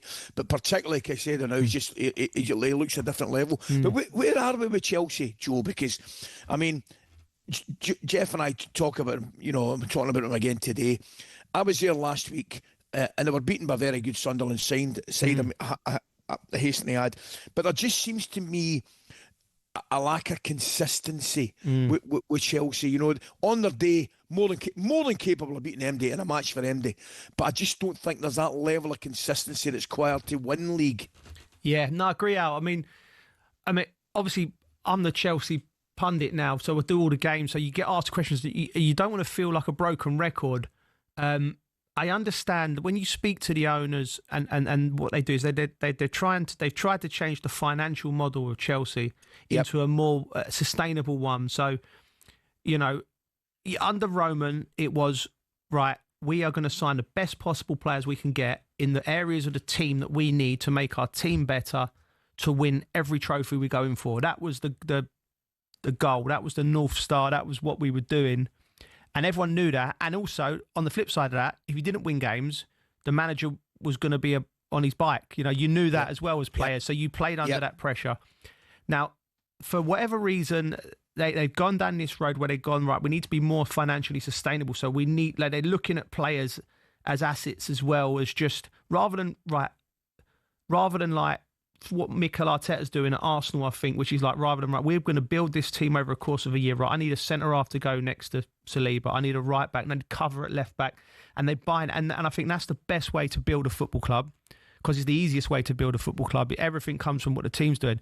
So with Chelsea, I think they're making mistakes, and, they're having these little blips after great games, and I've been banging the drum, I said, that's what you will get with young players. Right, you will get that. We've all been there.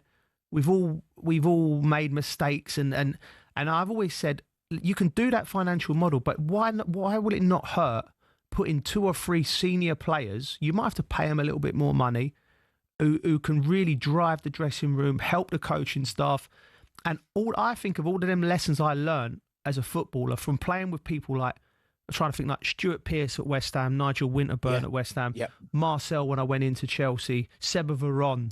These little pearls of wisdom you get on the pitch in action. Them lessons are often, that's like 6 months. I played a game, I don't know if I said it, talks about in the book, but I played a game where I played left of a 4-4-2 in front of Stuart Pearce, and he literally had me on the PlayStation remote, was talking me through the game. Yeah. And I learnt more in that game than 3 years of coaching. Yeah, and I don't know why. Maybe that's just the way I would took things on board. But that's what I've been saying to the Chelsea. If you want to go to that next level, you need to get 2 or 3 players in and around that group to help the coaching staff and push them forward. Yeah. Otherwise, you're going to have blips like the Sunderland thing, and it's going to be consistent. Amazing. Joe, it's amazing, man. And you're the kind of first guy I've heard kind of go down that line, because I've said for years, I think arguably your most important muscle in the football pitch is your tongue. Yeah, right. I think you've got to pass on information. You've got to be loud. You've got to be noisy. You've got to, you've got to encourage. And I just think they're quieter places nowadays. And you've kind of backed up there yourself. Yeah, I mean, the nearest they've got to that, isn't it? Is Reece James, and he's still a young man himself. Yeah. And Reece is young, and I don't know Reece. I know Reece a little bit. I don't know him well, but I don't know if he's a real imposing character. And sometimes leading isn't about imposing, Tony Adams shouting and pushing that type of lead. Sometimes it can be in a difficult moment in a game. You're at Stamford Bridge, you're losing to Sunderland, you get lots of possession, and you're seeing maybe like a winger's getting a little bit anxious and trying to do it too early. A senior player might just be, you do it simple, or you need to run in behind more. Like just that game knowledge, which, you could have Pep Guardiola, Bill Shankly, Alex Ferguson, and if they're standing on the side of a pitch with 50,000 people and there's something that needs to be said to the left winger on the other side, you might need someone, a little bit of a bit of nous in there. And we're coming to another break. I just want to ask you quickly, before we do, Chelsea are doing this without Cole Palmer at the moment. Does he fit the bill? Does he fit into the luxury player? Do you see a little bit of you in him? I love Cole Palmer. I love players growing up. Gazza was my favourite player, and I love that type of player. and all fans like. And if Cole Palmer's playing on any channel in any game, you're watching it because he's got that attraction. And they've done really well to win the games they have without him, because 12 months ago Chelsea wouldn't have done. So there has been an improvement there. Yeah. Oh, look. He's fantastic. A great player to watch. He's one of those players. When you're watching a game, you never take your eyes off him, do you? And absolutely fantastic. Look, lots more to come, but time for some news headlines and the such like at 9:29.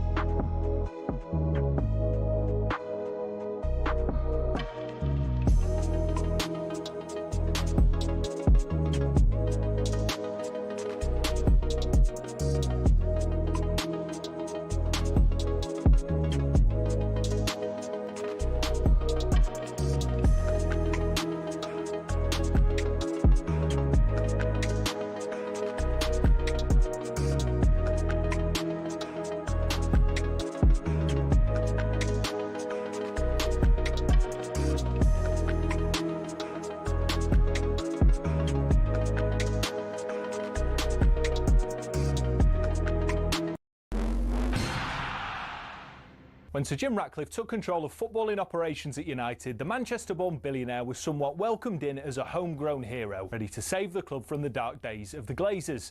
But in just 12 months, he became a punchbag for many fans. So what happened? Well, let's take a look and you can decide for yourself. Over the last 3 years, the club lost 300 million quid, and Ratcliffe rightfully committed to sorting that. But what seemed to get fans' backs up is the way he went about it. For example, talkSPORT understands staff lunch options at the Carrington canteen have been reduced to just soup and sandwiches, which the higher-ups at the club say will save them 1 million quid a year. Now, that might make sense for many who don't get free meals at work themselves, but it does get a little bit more picky than that. It was reported that after staff brought some stationery, they were ordered to send sellotape back because it wasn't considered to be essential. And the reward for being Steward of the Week used to be 50 quid, but that was scrapped and replaced by a paper certificate. But it's not just seemingly stingy decisions. In 2024 alone, Ratcliffe oversaw 250 redundancies, and more were announced at the beginning of 2025. Now, while there are people who acknowledge United staff numbers are overinflated, it's the optics which aren't great. Add to the mix the introduction of a flat ticket price of 66 quid for every fan, even children, while Casemiro's on 350 grand a week, and the frustration of fans reached fever pitch. Time will tell whether Ratcliffe's cost-cutting measures will improve outcomes at the club, but one thing's for sure, there's a long way to go for United to be back where many say they belong.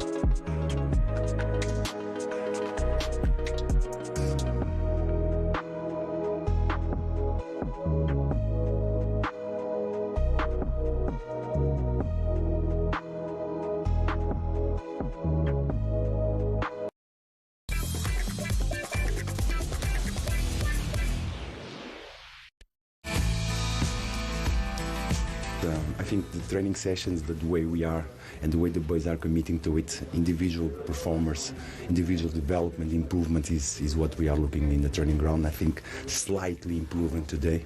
Individual, the players much better, much comfortable. It's all about that, great, getting confidence again so we can play as a team good.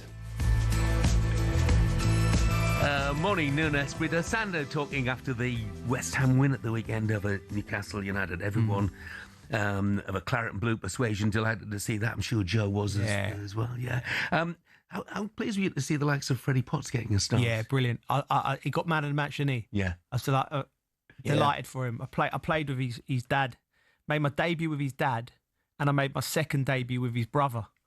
So yeah, it shows you. Yeah, Al. So like, you know, and a great footballing family. Like, the name will be synonymous with West Ham, and he's exactly what the team needed. That energy, that enthusiasm, and playing there, Al. Like, when it goes wrong at West Ham, because the fans are so passionate and so desperate for the team to win, it can be very difficult sometimes for some characters. And sometimes I think you throw a couple of young players in who've got that spirit, and they do that. That gets the fans back on side a little bit. And I think he was brilliant, Potsy. I'm pleased for him. And his dad don't look a day younger than, like, he's annoying. He still looks in his 30s. I don't know who was the most gutted when his goal was ruled out, though. Whether it was Freddie or his dad. I know. Joe, listen, mate, before I want to talk further about the West Ham the team just now and Nuno. But before I go there, how difficult is it for the West Ham fans to let go of the old stadium, mate? Because I was fortunate enough to play at the old stadium, you know, and there probably hasn't been a bigger contrast in a team going from one stadium to another. You know what I mean? In terms of the whole package, the atmosphere and everything. I mean, and the ghost of the old stadium, I think, will still be hanging about for a long time, mate. I do, mate. I do. I mean, one of the reasons I signed for West Ham as a kid, when we was going around doing the rounds looking, we went to Upton Park on a night game. I can't remember who it was. And the smell, Al, and the intensity, and you know, even the wooden seats and everything about the place, I was like, this is a bit of a like this. This is like something. And I remember when we were a youth team and you used to go and get tickets for the game. I remember going and watch to get tickets in the Bobby Moore end or in the other side, because I wanted to experience what it looked like from all over. And I think it's one of the best stadiums to watch a game of football in Upton Park and playing when it was going well. And I think the contrast is massive. And I don't know what the answer is, because, you know, they've gone on since then. They won the European trophy and that. Yep. But it's never been settled. They've never been really, the fans have never been really happy, because, it isn't the Olympic Stadium, West Ham, whatever, London Stadium.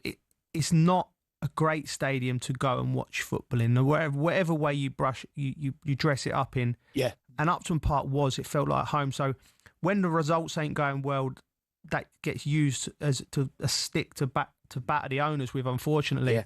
But I don't know the answer to it. But unless you can find a way of making it a little bit more a better stadium to go to. I don't know. I really don't. Yeah. I mean, look, as a reporter, going to Upton Park was intimidating. So God knows what it was like for opposition players. It must have been, you know. Yeah, but look, they've chopped and changed managers so many times recently, haven't they? Is it the case now they've got to stick, for better or for worse, they've got to stick with Nuno? Oh, God. Yeah, they have to stick with Nuno. I mean, I was covering them during them European campaigns, and it was done to David Moyes, who I have a lot of respect for, and I think he's a brilliant manager. And I couldn't understand it. A lot of my friends are West Ham fans, and they were like, "That style of play." Yeah. I'm like, you're in the Europa, you're in the UEFA Cup, Europa League quarterfinals, semi-finals. You know, you've got these big nights.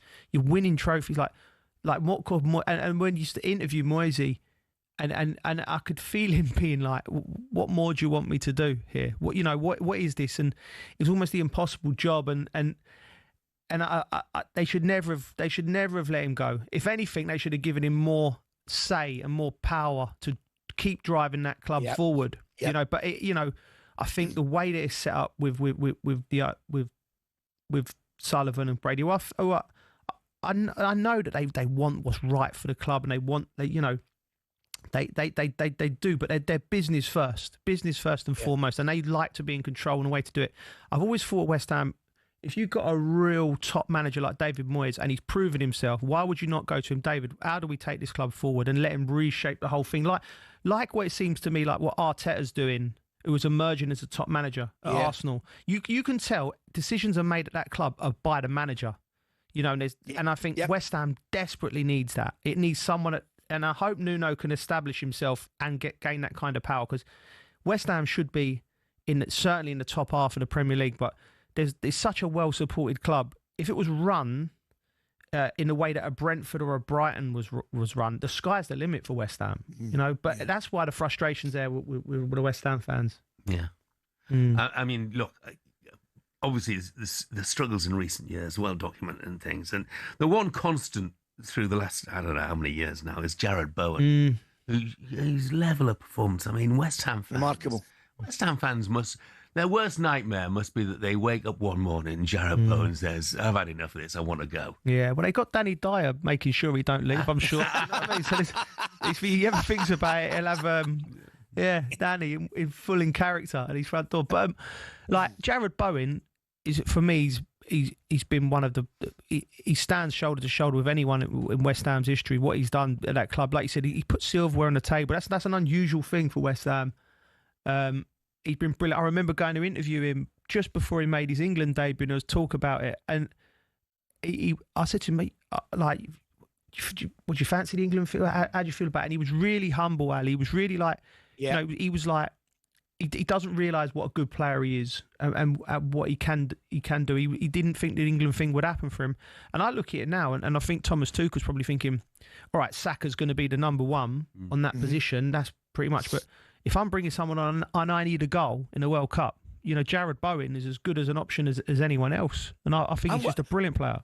I'm with you, Joe, all the way, because I agree with you regarding Saka as well, and he's got lots of options. There's no doubt about it. He's got lots of options. Tuchel, probably more option than any England manager's ever had, particularly in those kind of forward, wide areas.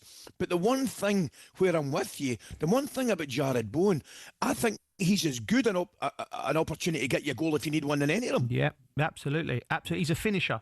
I think he's one of the best finishers in the country. I think outside of Haaland, I don't think there's a bet. He's certainly in the top 5 finishers. Yeah. No, he's deadly. Yeah, and I don't mean this in any way, you know, demeaningly, but he's a trier as well. I mean, nobody tries harder than he does. Will they stay up? He put me before the weekend. I didn't think so, but they showed me something. Nuno showed me something a little bit at the weekend. I think they got a chance. I think Wolves are, unfortunately, Wolves fan listen, I think Wolves are doomed. And I think there's probably 5 teams who are going to be, 2 of them are going to be out the trap door, because I think like Ali's old team, Sunderland, what they've done is remarkable. And Burnley and Leeds have got points on the board as well. So I worry for West Ham, but there's a little bit more of a bit of a light after the weekend. Yeah, it's funny, Joe. I was next as well. Jeff. Yeah. Sorry, Jeff. I was saying to Jeff earlier. about the Sunderland starting ever so well. Obviously, promoted sides Leeds and Burnley have started well, but at the same time, Joe, they're 16th and 17th. Yeah, you know what I mean? Yeah, the league's going to look a lot different this year. I think it was done and dusted. Like Southampton put a clinic on how to get relegated last year, didn't they? And then there was a few other clubs. I think the teams that have come up are a lot wiser, with a bit more nous, and they worked it out. So I think the bottom's going to be tighter this year, and it's going to make for an exciting end to the season. Not for them clubs, but for all the neutrals. Mick, as Texas said, I'm on the disabled supporters board for West Ham. Facilities and the journey to and from are a lot better at the London Stadium, so there's a slightly different perspective on it. And Michael's texting says, Joe Cole, just listen to him. You can feel the passion in his voice. Such an amazing young man. And very flattering to be called young, of course, at this stage. I know, 44 next week. I think it's in comparison. I think it's in comparison to you and I, Jeff. It's 9:44. Much more to come from Joe Cole in just a minute.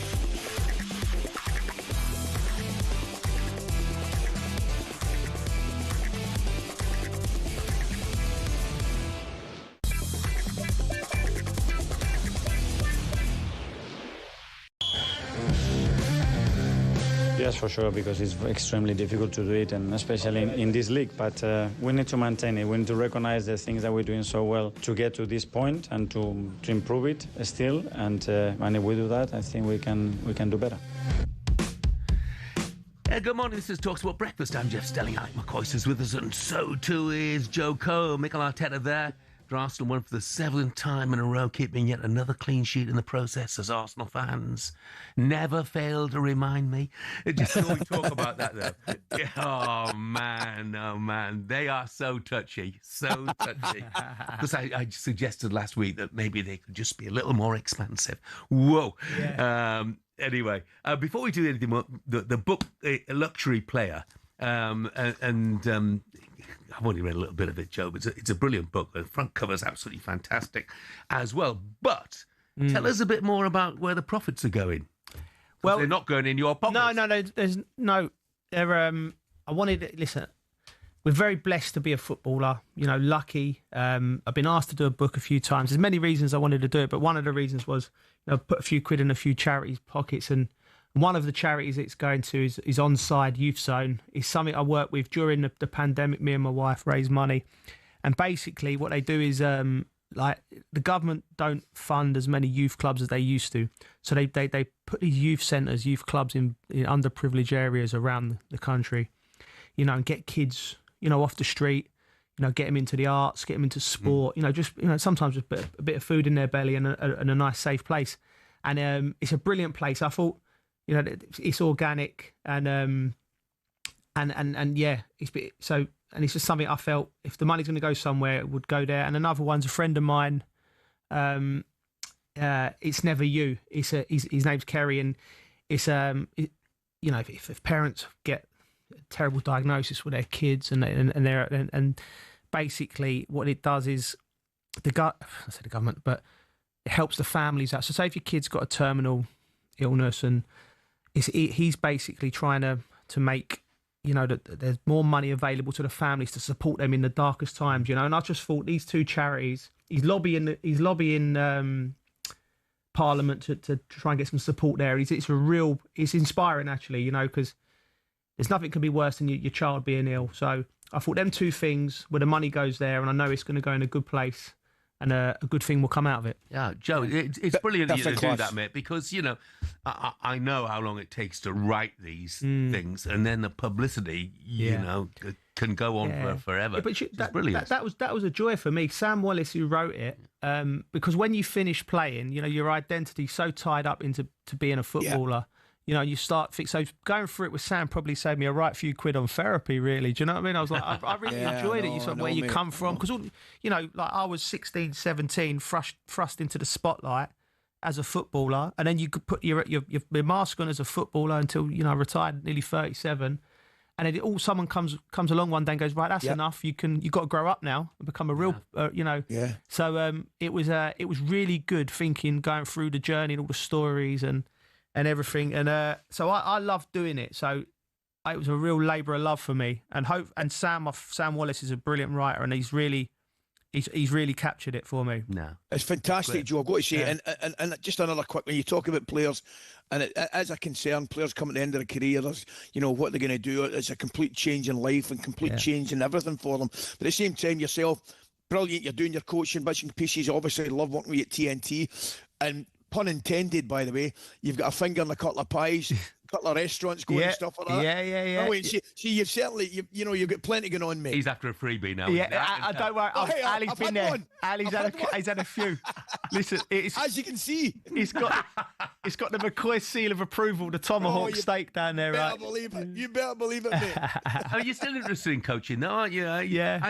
You say you're at Luton on Friday. You see Jack Wilshere go in there. Does that whet the appetite? Yeah, that really did. Like, it was great because I know Jack a little bit, but I worked with Sav. We both worked with Sav, and watching how excited he was. He was like a kid at Christmas. I know they didn't win the game, but I think doing this work we do with football, you have to check yourself sometimes. I'm going to watch some of the best players in the world and getting paid for it, But watching how excited Sav was, and Jack as well, in that game, mate, because we're all competitors at heart. If we, I played bingo with my kids last night, in the house and I wanted to win. Do you know what I mean? I was fuming I didn't win. So there is that inside you that wants to do it. But for me, I'm never going to go and work for somewhere where it's, you know, it has to be right. It has to be the right opportunity at the right club with the right support around me. But it would be something I'd like to do, yeah. But you said something earlier there, Joe, which I got totally in it. And correct me if I'm wrong.